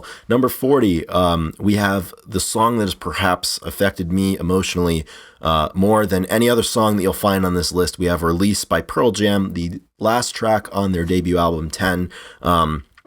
This one is just massively important and powerful, and the emotion, when you know the story of this song, I think the emotion just knocks you out, and I think it's something a lot of people can relate to. And I think Pearl Jam, that era, that they were able to tap into intensity and emotion just so well, and this one I wish was known more outside of the Pearl Jam connoisseur group. I think a lot of your average music fans don't know this one, and I wish they'd give it a shot. Yeah, it had a higher start to the list, and we kind of took that into account that maybe we didn't want to give it too much bias and maybe it would weigh up the list when maybe some others have the bigger success. So that's why it's only coming in at 40 here. Mm-hmm. So for number 39, we go back to Nirvana, a song from Nevermind. We have "In Bloom" coming in at 39. Love the subject matter of this one. I love how it's kind of like a slap in the face to the so-called fans that Nirvana had, and Kurt certainly had a lot of things to say about a lot of things. And this one, he was he told people what he thought, and "In Bloom" really, really great. Nevermind was such a seismic shift, an earthquake of an album that changed the whole scene, and it's no surprise that "In Bloom" makes the list here, and it makes it as highly as it does. Mm-hmm. Yep, this one has a really fun music video to it that I think everybody's seen. I think that was probably the first exposure I had to it on like one of the MTV shows or something. Mm-hmm. This is classic Nirvana, and it's good. It's got the groove to it. It's kind of like syncopated, and it's a well-written song at the end of the day. Yeah. So for number 38, we move to the land of Bad Motorfinger. We have "Searching with My Good Eye Closed," naturally, by Soundgarden from 1991. I think this song is just a punch in the face live, and this is really, I think, where you see them kind of tap into that dark kind of like Black Sabbathy, Ozzy, but like with a little Zeppelin kind of thing going on in here. And I'm really high on this song. It's one of my favorites. I prefer the live performances of it, from that time, like 92, 93, to the studio album. I just think they were able to do something with this song and give it life live. And, it's, I've said it 1,000 times on this show, but they made songs and they performed them in such a sloppily clean way. And this song is, a hallmark of that. Yeah. And it's kind of got that, like, the ending where it's like, is it to the sky? And then it's kind of like, it's like revving an engine to like take off. Or it's like right before liftoff. And yeah, he takes flight. Yeah. So it's a really, really great song. Like you said, live is better. Yeah. Makes sense. So at number 37, some would say 32 spots higher than they might want it to be. We have Sweet 69 by Babes in Toyland. They make their debut on the Grunge Bible Top 100 list. This is from 1995's Nemesister albums, and I love Babes in Toyland. Really, really great three-piece band. I think Kat Bjelland is really, really good, lead person for a band. The vocals really, really great. And I think something that's really cool about so many of these bands that in a market and in a time where there was so much good music, Babes in Toyland, they did things to separate themselves from the group and be unique. And that's a really difficult thing to do back in this era. And they certainly did it. Yeah, speaking of unique, this is maybe the first song that has a cowbell in it. I'm not sure if Spoon Man did, but in the middle they have the cowbell come through, and I think that's important. It's not easy to put that into a song and have it fit. So right. That's why it's up at 37, not like 69. And Red Bar was 69. So exactly, what are you yeah, you should have known that coming in. Up to number 36, a song that has a soft spot in my heart. We have Long Gone Day by Mad Season, obviously featuring the great work of my favorite musician, Mark Lanigan. Love the story behind this one. They took turns in the studio. Mark would write a line, Lane would write a line until the song was finished. It took him about an hour. I think this one's beautiful. I think it's so delicate. And, we always talk about Lane's ability to harmonize with Jerry. I mean, Lane and Mark did great work on this song, and it's a gem of the era for sure. Yeah, it's got the just the craziness of having like the saxophone or yeah, is it like some it has that like they got like a xylophone in there. Yes, too. It's like a xylophone, saxophone, and then the lyrics just and the vocals like are pulling it along, and yeah, it's one of those unique finds in the genre. Yeah, 100%. Number 35, Buzz and Dale are at it again as we have Honey Bucket from the Melvins, this time off of 1993's Houdini, which I think is my favorite Melvins record. I like Houdini a lot. The guys are at it again, and yeah, Honey Bucket's just great. It's groovy. It's as groovy as I think a deathly sludgy song can be. Yeah, I mean, Honey Bucket is the Melvins. There's nothing more to say than that. Yeah, just top 35, baby. It's King Buzzo. Yeah, he's making his way. Number 34, a song that I know I'm really excited about. Ethan, I think you're also really excited about this one. The best name on the list, the best song title on the list. So it's been a while since we've talked about Tad in this episode, and Tad's back. Once again, coming from 1993's Inhaler, we have Throat Locust. I love this song. I think Tad Doyle shines on this song. The lead guitar on this song is great with the little licks that it provides to kind of fill the song in. And yeah, I mean, it's Throat Locust. Yep. It's just a driver. It's just something that it drives itself, put it on the car and you can, let Tad take the wheel. So. Exactly. Yeah. And Ethan, I'm picturing somebody out there needs to make a Grunge Bible podcast bingo sheet with certain like all of like our little catchphrases like driver, like takes flight, grunge, there's somebody's got to do that out there, because I know God, this shit that I say every episode, but it's important. But You let's put on keep the wheel of sayings. Yeah, exactly. It'll be great. Number 33, let's keep on moving. We're going back to Mudhoney for Touch Me, I'm Sick. It was their debut single in 1989, and this one is just the crunchy, fuzzboxy, messy Mudhoney that we all know and love. I love Dan Peters on the drums in this one, and Mark Arm just screaming in this song. It's great. Yep, this is Mudhoney being the only real grunge band, and we're thankful for them, so exactly. rock on. 100%. Number 32, back to the Stone Temple Pilots, and back to the Purple Album, we go to Interstate Love Song. Robert DeLeo wrote the music for this one, and I think this is a song that when they performed it live, Scott really had a lot of room to be at his best live, both vocally and also with his showmanship, grooving around the stage as he did. Love the slide guitar intro to this one, and I think it's one of the better driving songs that came from the 1990s. Check. Driving. Get behind the car. Yeah, both driving is like a quality, but also driving as in motor vehicles. It's great. Yeah.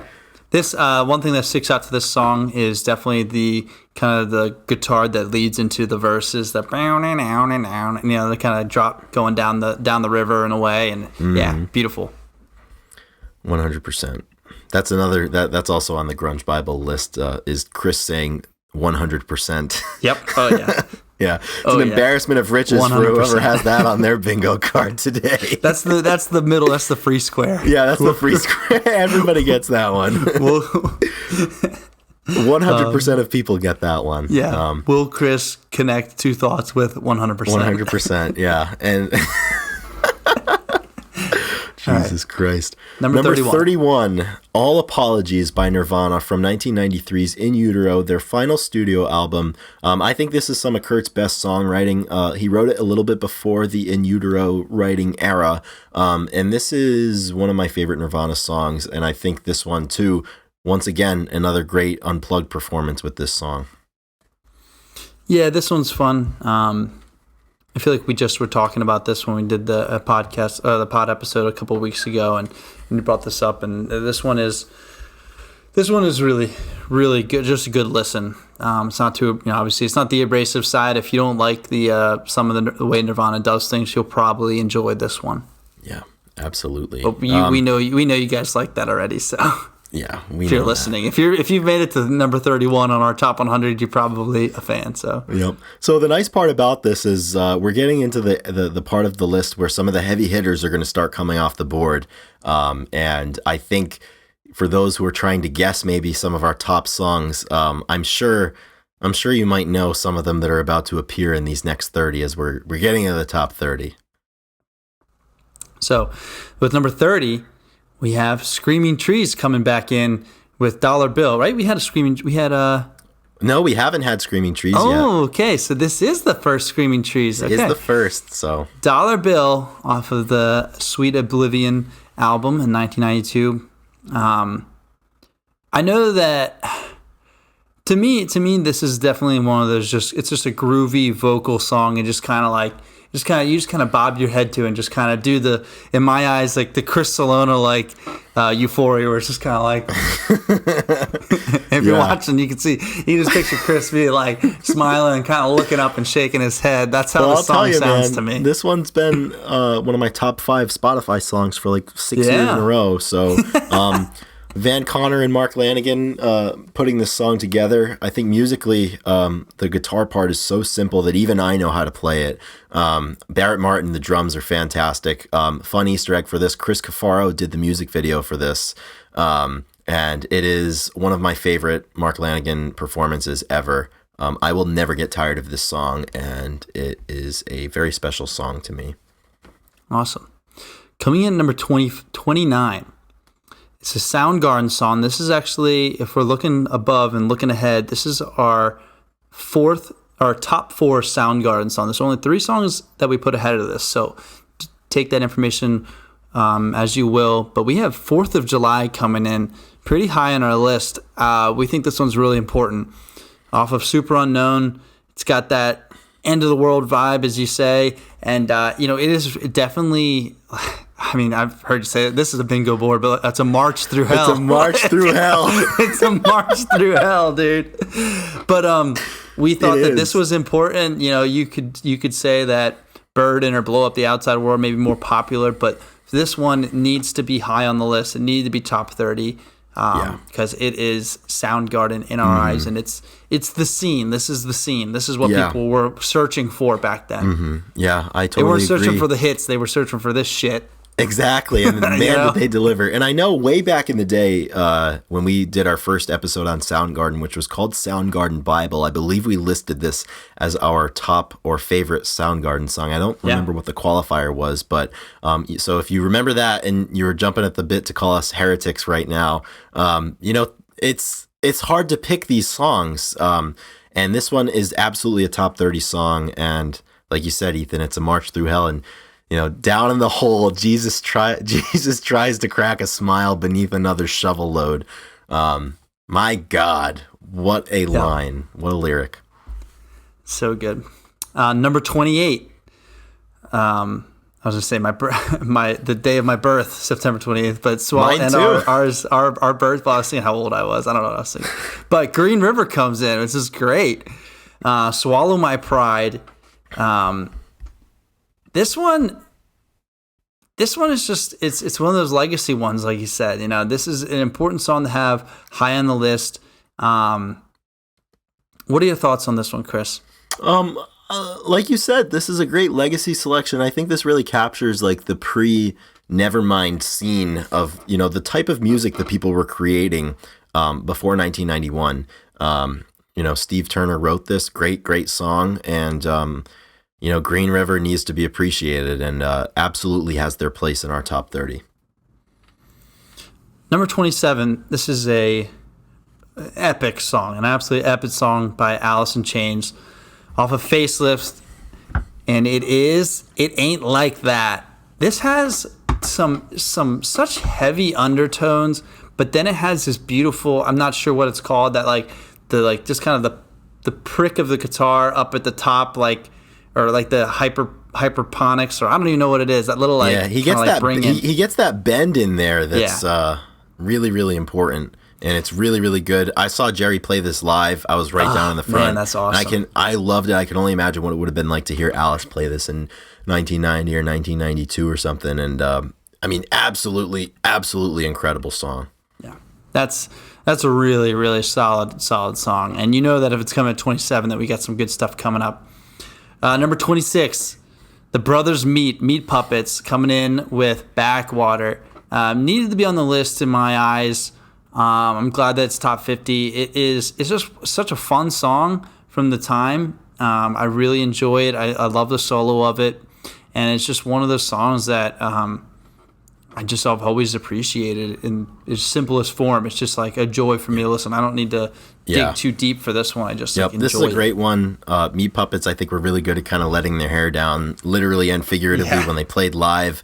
1994's Too High to Die is a great album, and the brothers Meat, the Kirkwood brothers, as we said, they deliver on this track, and really, really happy that you brought this one up to make sure that we didn't forget to include it. So we're getting into the top 25, Chris. Yeah, we are. So to start it off, to bring us in with a bang, we have L7's Pretend We're Dead. And this one just, like, it just has that catchy chorus to it. It has, like, the verses kind of broken up in the music side of it, but it just has that, like, chorus that comes in, and it's just like, it's just like a fun song that I'd want to hear at concert. Like, I'd want to finish out, like, I don't know, 10th period, or like a weird, like, 9th grade dance or something. I just want to be at, like, a school function and they're on stage playing this. This feels like cruising out of the parking lot for summer vacation to me. Yeah. I love this song. I love L7, as I said before. A really, really important song to include here at number 24. We have River of Deceit by Mad Season off the Above album. This one's special. This one's really special. This one I remember first hearing this and being impacted and kind of letting the lyrics kind of like flow over you, and we had a lot of dialogue with it. And Yeah, it just has it's part of Mad Season. They only had one album. It's kind of the allure and the fantasy side of the genre, the mystical the side that mystique is. to it, yeah. Yeah, the mystique. Yeah, and this one is just could be a lot higher if you'd want, but surprisingly may fall into the cracks because it was just a one album band, and so some people maybe overlook it for some reason, but it's beautiful. Yeah, and I think Mad Season, part of what made them so special was the addition of Baker Saunders on bass in this band. I think he brought a lot of elements, that you may not have gotten with some of the other musicians, Barrett, Mike, and Lane. And this one, I know we've spent a lot of time talking about over the years, and I think this one is, it's got a message for everybody in there, and it's a really, really profound song, and the years have not weakened that message that's in this song. Yeah. In a similar realm, coming at number 23, we have Chloe Dancer, Crown of Thorns by Mother Lovebone. This song is so special. This is this just has the kind of the, it's like Andrew's talking to you from heaven in the beginning. I really do think when piano's playing, piano really gets me every time. I've talked about that before. Me too. And just having him kind of sing to you and kind of, he's almost I feel like he's just singing to you and telling you to it's gonna be all right in a way. And it's a really, really fun song to go back to and listen to. Yeah, and this off of the first released on the 1989 EP Shine, which was the only release that Mother Lovebone had while Andrew Wood was still alive. And when these two are joined together, Chloe Dancer and Crown of Thorns, I just love the dichotomy that it has in the moods and how big Crown of Thorns is compared with, like you said, just like that weird vision aspect that Chloe Dancer has. And I love, there's a really, really great demo of Chloe Dancer that's out there too that I implore you to check out. Really, really great. And Mother Lovebone, they were special. Coming in at number 22, we have Heart-Shaped Box by Nirvana. This is off their 1993 album In Utero. Classic. This is Nirvana. Everybody knows the song. This one, again, it's just one of Nirvana's best songs. I mean, it has everything you're looking for. Bonus points for the iconic music video for Heart-Shaped Box. I just think this is classic Kurt Cobain guitar parts right here.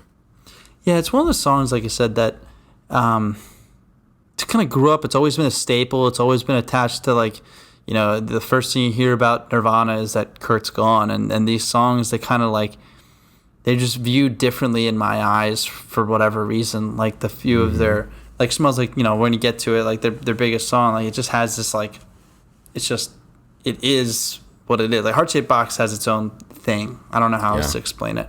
Mm-hmm. All right.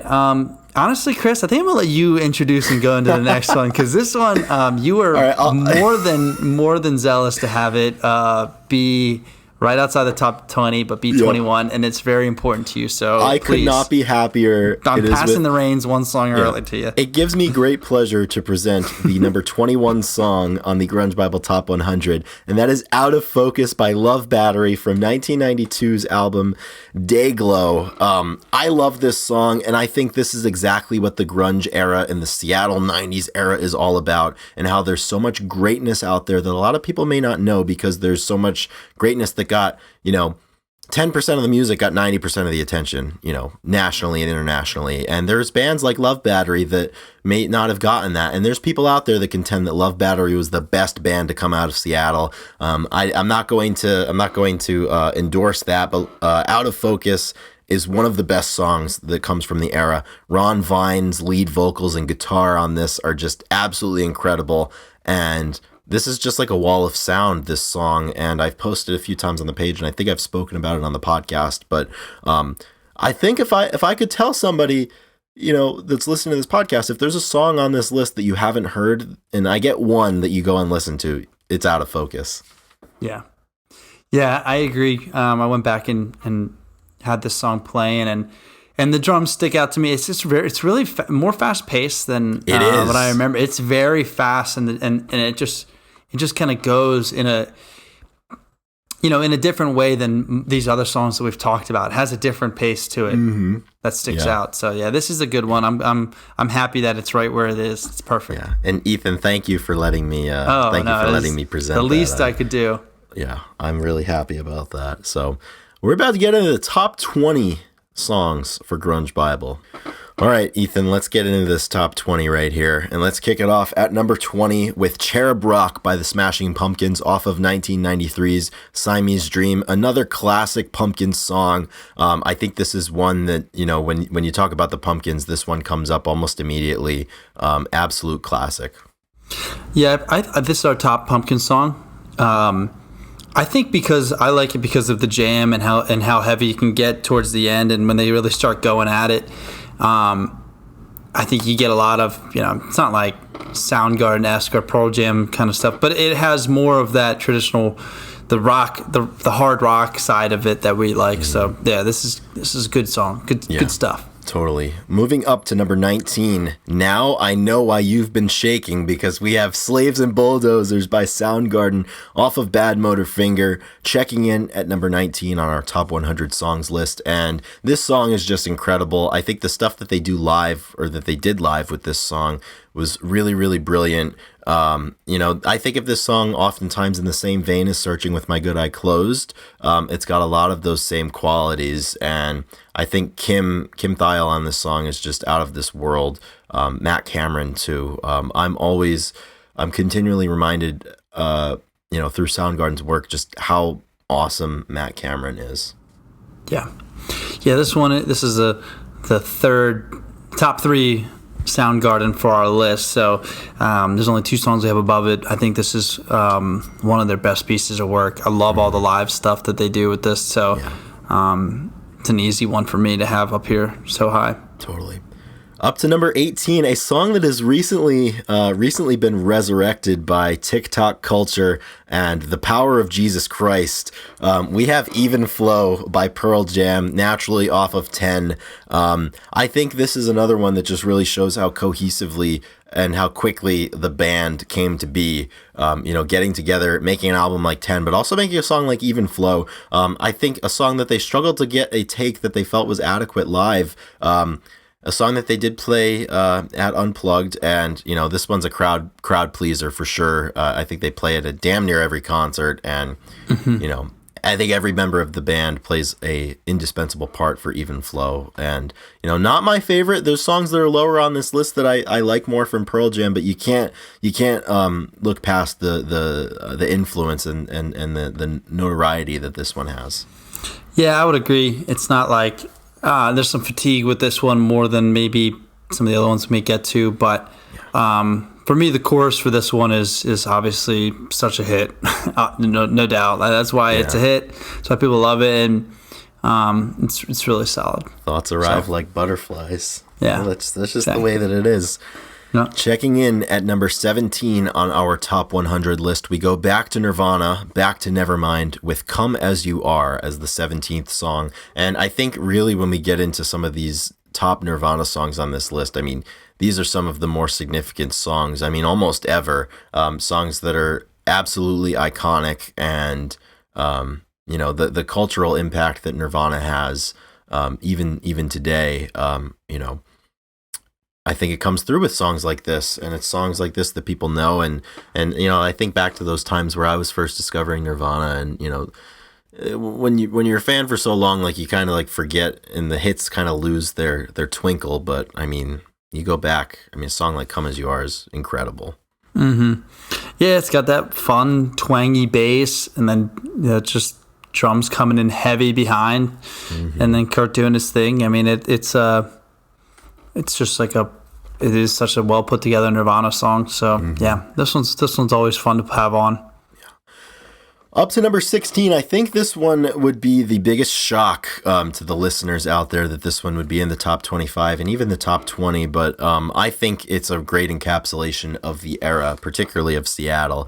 We're going to go to the Alice in Chains Sap EP from 1992. Not one you may think, though. We're going with Right Turn for number 16. I think this one, it showcases Alice in Chains' versatility, and also the fact that you have Chris Cornell and Mark Arm on this track as well for a little Alice Mudgarden action. How could you not have this one really high? I mean, this has so much significance because of who's in the track, and also because of what it sounds like. I mean, you have Lane singing, you have Jerry singing, you have these guitar parts, the drum. I mean, everything's here on this one. Yeah, this one's just one that you let the vocals and the tone of the whole song just kind of put you in a mood, and it does exactly that. Yeah, this is a good choice. Good choice to be up at 16. Yeah. Into the top 15 now. Checking in at number 15. This one has to be on the list. We go to the Foo Fighters with Everlong from The Color and the Shape.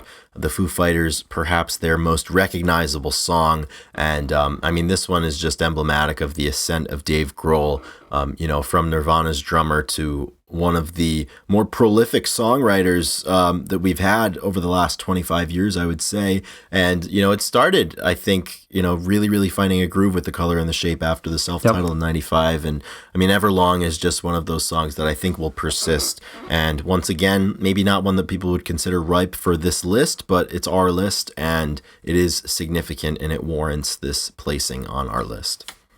Yeah, no doubt that Foo Fighters should be represented, and this song is I think really special to Dave and the band, and it's kind of that, I don't know, it closes the book on a lot of things. I felt like it, could be referring to some stuff with Curry. They played at the Taylor Hawkins tribute, so it's obviously it was like one of the last songs they played, and it's emotional. Yeah. So and we have a lot of songs that we're getting into that I tried so far on this list to not use the word iconic very frequently, but there's a lot of them that we're beginning to talk about that are, I mean, that's just the best way to describe them. And number 14 on our list could also be adequately described as iconic, and that would be Hunger Strike by Temple of the Dog. Once again, another one that I think when you've spent a lot of time with these bands and around the genre, maybe it loses its shine a little bit, but you go back to a place in time and, when this stuff's breaking in 91, 92, I mean, you hear Hunger Strike and you have Cornell and Vedder trading parts,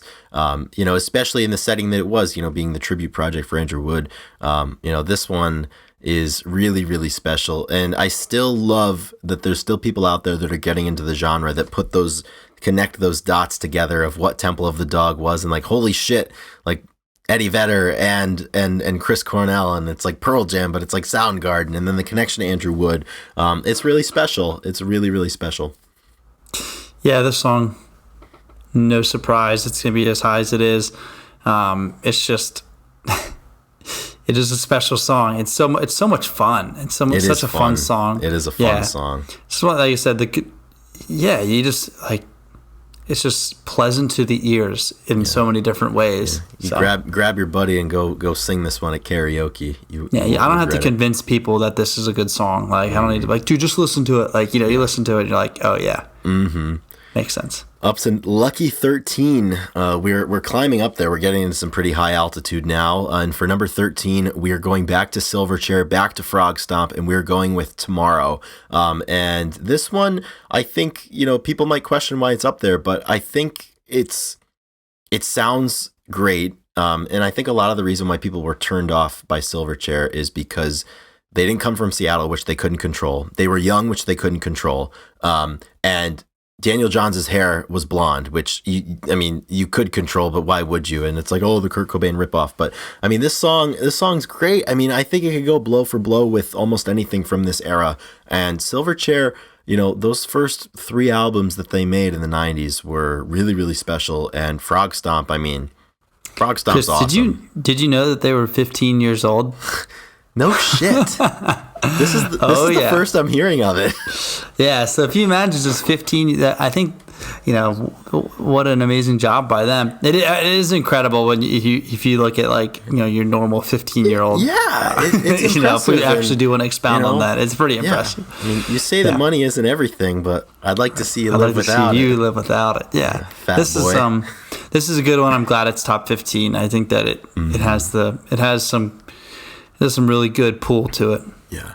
So I think that probably does it with a lot of the surprises, although maybe there's a few more on this list that you may not expect. But moving up to number 12, we have a hallmark of the singles soundtrack and a hallmark of the grunge era, and that would be Nearly Lost You by the Screaming Trees. I think this one is a quintessential song for the time. Obviously, being the Mark Lanigan fan that I am, I think the vocals on here are just out of this world. I also think Barrett Martin brought so much to the Screaming Trees on the drum kit, that is just not to be overlooked. And they captured some magic with Sweet Oblivion that was elusive for them because of the conflicts that they had in the band. And I think you have songs like Dollar Bill and you have songs like Nearly Lost You, and it shines through there, that magic that they captured. Yeah, well said. I enjoy listening to this one a ton. Simply put, like you said, it's just one of the songs you put on. It lifts me up, and it's just an easy listen all the time. Because you're right, the vocals are outstanding. Yeah. Moving up to number 11, just outside of the top 10, to finally put to bed the question of what about Scott.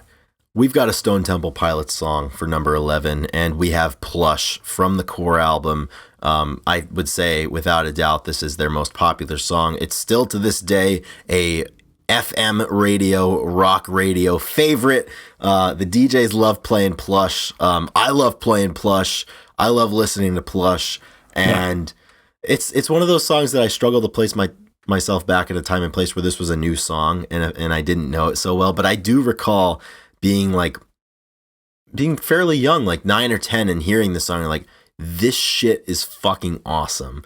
Before you learn that like you're not supposed to like Plush because it's popular, you're like, this is fucking awesome. Yeah. And it is, and that's why it's got to be up here. Yep. If you're not rolling into work into the yard at 8 a.m. and this song's not playing on your local radio, and you're just like, just here we go, just getting it back into it. Yeah, this one's special. I listened to it a ton. We played it as a band, and it was so fun. It's just a fun song to play and to listen to, and kind of like get lost in. There's always another verse. There's always another. There's always more to it. Yeah, there's always something in the song to lose yourself in, and that's a part of what makes it so great. So that's the back 90, and now we're playing. We got top 10. We have the top 10. We're now entering the top 10 zone. Yeah, the top 10 Grunge Bible. So basically, with this list, you probably know there's a lot of songs that you haven't heard yet. So you can imagine what's going to be on it.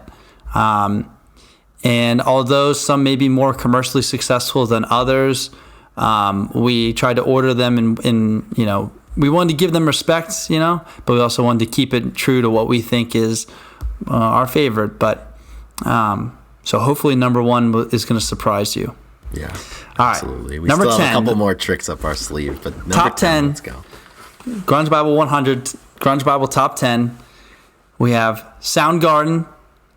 We have 2 Soundgarden songs in the top 10, and we're putting Black Hole Sun at number 10. I know what you're thinking. This could easily be number 1. Probably on number 1 on multiple lists out there. Off of Super Unknown, super iconic. We talked about the music video a ton.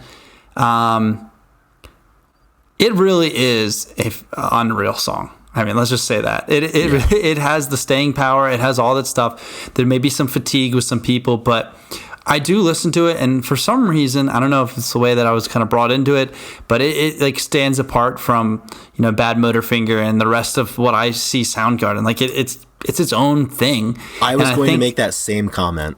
Yeah, it just like it really has its own place. It's like, oh yeah, like here's the band did all of this, and then like they did Black Hole Sun because they knew that it was going to be success. Like they knew, and they're like, yeah, we need one of these or something like that, and it's just beautiful. Fantastic song. It really is. You touched upon everything that I wanted to say regarding this song. It's in a class all its own. I think in terms of the 90s as a whole, the genre as a whole, and even Soundgarden as a whole, as you said, it's so distinctive. I mean, the guitar effect that they have, the vocal delivery, the way it sounds, whatever effects they used on this thing make it what it is, and they make it really special. And I mean, no question that this is a top 10 song. Yeah. Coming in at number 9, Alice in Chains, And we have off of the 1992 Dirt album, drumroll, Them Bones. And this song is phenomenal. Really, really good. It's got obviously the driving guitar with the classic solo at the end. Mm-hmm.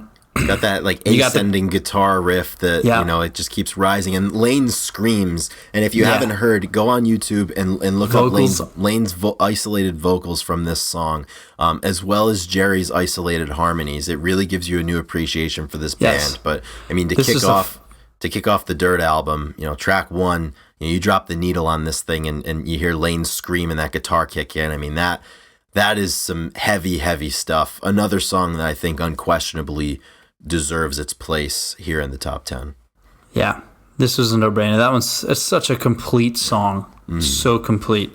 Number 8, coming in number 8, the only real grunge band, Mudhoney, coming in with our top song, 1989, I messed up. You Got It. Just because you have it. Keep it out of my face. Yeah.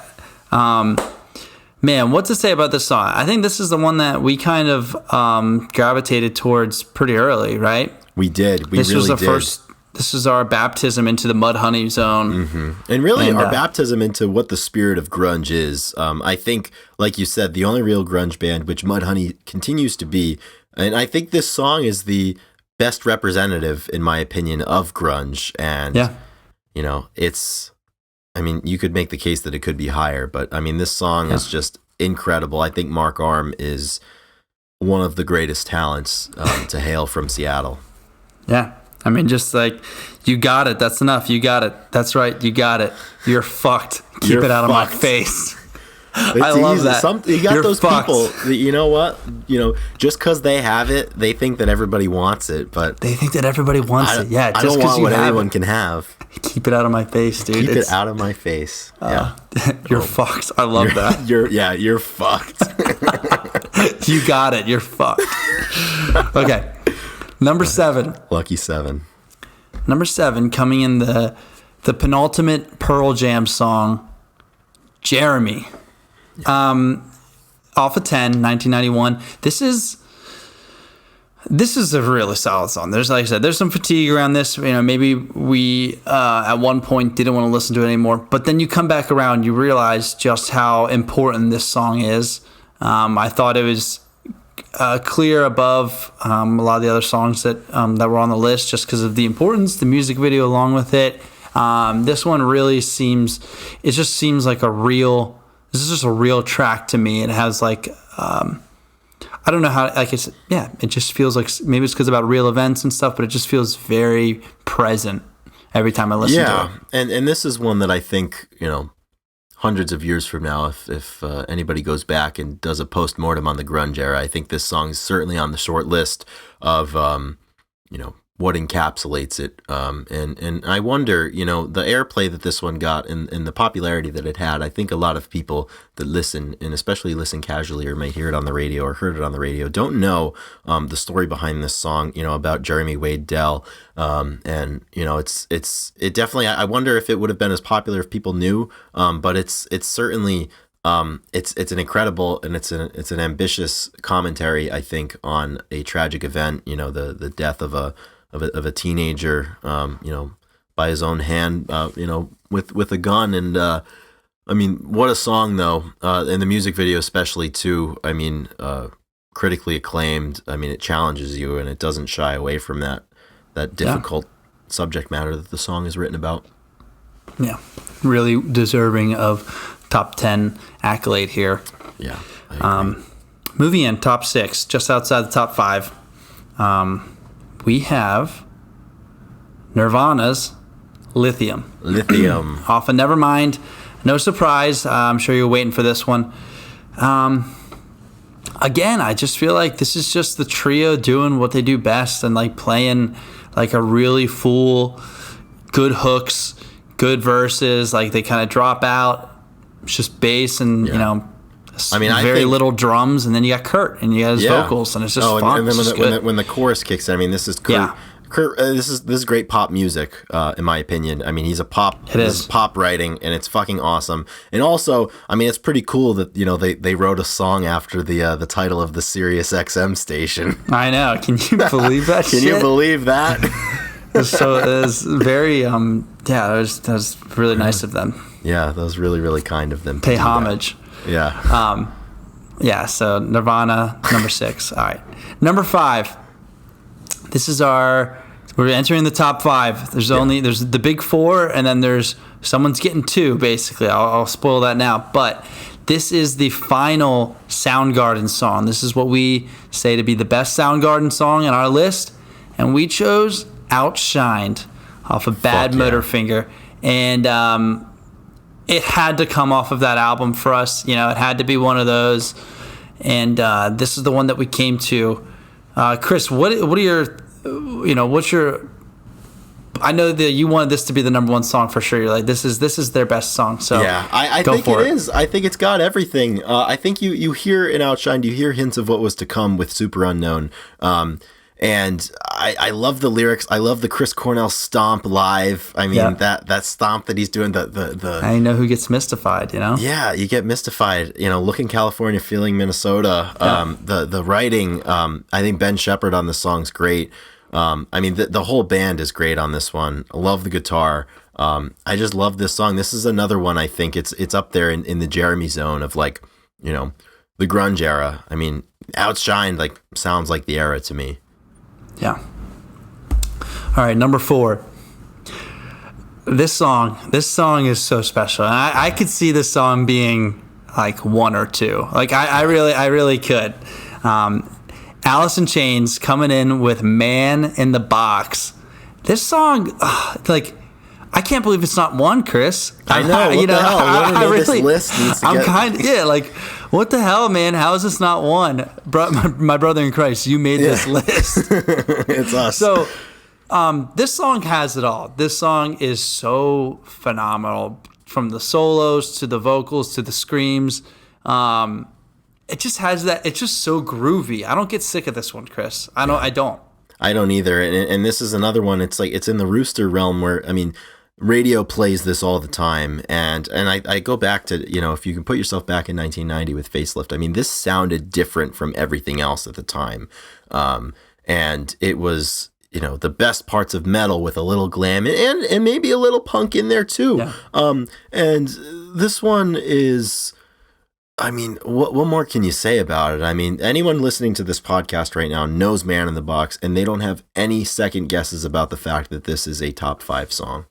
Yeah, this is the one that you go to the concert looking to hear, so you could sing it, sing your heart out, and that's what you do. And it's in the car, you can't just help but yell. Yeah, with him. And that universal consensus that I think listeners and fans have about some songs, that's the best compliment you can give a song, and that's the best it's the best thing you can say about a song. Everybody knows its place at the top, and Lane, I think "Man in the Box" is there. And the way that Lane screams, it just makes you feel so much comfortable to scream with him. Chris Cornell's doing some of his stuff. You're not going to try. You can't do that. You can't. Yeah, you're not going to get in there with him. But Lane, you just feel like he wants you to sing with him, and I love that. Yeah, me too. All right, number 3. We're coming with our 3 top 3 here, and it's going to be Pearl Jam. This is our top Pearl Jam song on the list. We're going with "Alive." This one's hard to ignore. I mean, it's hard to let it fall out of the top 5, top 3. So, it's just one of those ones that people anticipate hearing in the concert. Obviously, very extremely successful, hear it on the radio all the time. Off their first album, it's just a classic, an instant classic. Yeah, and I love this song for how it sounds, and I love this song for what it represents in terms of the scene. Now, this song was born of a Mother Love Bone demo, and Andrew Wood passes away, and, Stone Gossard is left with all of these demos, these unfinished songs, and this was the first song that Eddie Vedder wrote lyrics for Pearl Jam. He got the tape, and it had the instrumentals, it had the demos of Alive, Once, and Footsteps. And he goes out, as legend has it, goes out to surf and thinks of these lyrics while he's surfing, and writing about his father and the struggles that he had with coming to grips with the absence of his biological father and the lies that he was told. And I think this represents so much of what we love about the grunge era, both lyrically and sonically. You're writing about heavy, heavy things that are important. And I just love the way this one sounds, all the little details. I always get caught up in the first 10, 15 seconds when on the studio track, when Dave Cruisen's drums kick in, and just like it kind of floats. I mean, that guitar riff and the chorus, I mean, and the outro too. I mean, it's so incredible. And I could maybe see some other Pearl Jam songs being up here. I wanted to make a strong case for Even Flow, but when you think about Alive and what it is, and for me what it represents, I mean, it has no peers amongst Pearl Jam songs, and related to the top songs from the era. Yeah, I think this is well worthy of everything, all the praise that we just said. Dang, there was one other thing I wanted to say that's escaping me right now, but alas, yeah, this one is really solid. Everybody loves singing it too, and I think that's important to have some. Oh, I know what I was going to say. If as 10 as an album, he said, I wish that everybody wished that they were there for certain things and whatnot, but I wish that I did have the initial impact that 10 had on people. Like I wish I could have got that and have that initial experience of like, this is a band that is just begun and we have no idea what they're gonna finish with, but they just gave us this 10 album, and just this beautiful, like a ton of beautiful tracks, and this is just one of those that first album, still one of the top best songs, and best songs ever. And certainly while this is very anecdotal, having run the page since 2016, 10 seems to be, above all of the other albums, the one that people have the most memory with, and they vividly remember the first time they heard these songs. And we always love that. We'll get these long comments of people talking about how they first heard this song while they were road tripping with their brother. They heard it on a random radio station in the middle of nowhere, and the love affair was born. And I think that's why this song is significant as well, because of it represents that passion that people have. And certainly Pearl Jam sells out every concert they still play, 35 years later, even almost. And it's because of songs like this. Coming in at number 2, where do we start with this one? So we have, oh my goodness, it's very clear. It's very clear. It hasn't been talked about yet, but we have Nirvana's "Smells Like Teen Spirit." Obviously, never mind. Changed the world. Changed the way that people consume music and hits. And this song, it speaks for itself. Everyone knows what it did for the music. Everyone knows what it sounds like. It's literally, the most iconic song on the board. A lot of people's number ones. But we didn't put it number 1 because maybe there was a little fatigue, and we thought that, maybe we're more of this band over a Nirvana band. So we wanted to make sure that was clear when we made this list. But this song is obviously just phenomenal. I mean, if you make a top hits list for grunge, if Teen Spirit's not 1, it's 2, and if it's not 2, you need to rethink what's going on. I mean, this song changed everything. We all know it. I think sometimes you forget about it because it's such like a stone cold fact that like Teen Spirit lit the world on fire and brought, for better or for worse, this absolutely massive tidal weight of attention to Seattle. And it had its positive and negative consequences, but I think few songs changed a musical landscape more than "Smells Like Teen Spirit" did as it related to the grunge scene, the Seattle scene, and music in the 1990s as a whole. This one is hands down one of the most significant songs maybe ever written. That brings us to the final number song, 1. The number one track in the Grunge Bible Top 100 list. The top song, according to Grunge Bible. And there's only one way I know to bring this in, and it's by just simply saying, "Know me broken by my master, teach thee on child of love hereafter, into the flood again." Yeah. Same old trip it was back then, Chris. You already knew. Number one we made song. a big mistake. Alice in Chains, Wood, off of Dirt. What more can you say? Exactly. This is the best one. This is the top song. Yeah, it absolutely is. I think most people who clicked on this knew that this was coming, and it should come as no surprise. And beyond the memery of it, I mean, this one is, I think it's Alice in Chains' best song. It's got everything that you love about the band, everything the band did well. It's just utterly fantastic. It's the only song that we've done an entire episode on. We've never dedicated another Grunge Bible podcast episode just to one song. Very true. You knew this was coming. We've spoken about it. We speak about it every week. Many other people speak about it every week because of it. And it's just, it's enduring in ways that, the 98 other songs on this list aren't, in my opinion. I think Wood and Teen Spirit rise above everything else. Yeah. Yeah, this one, I know that we've built it up a lot, and we've obviously built up all the fandom around it and the love within our community. But even before that, I mean, people, it worked because people love it so much, and it really is an admiration for this one. I think it's relatable. I think the Into the Flood Again, same old trip. I mean, you can apply that to so many different things. And, there's no surprise. We had to do it. We had to put it number one, but we also wanted to. We really do like it. We're Alice in Chains guys at the end of the day.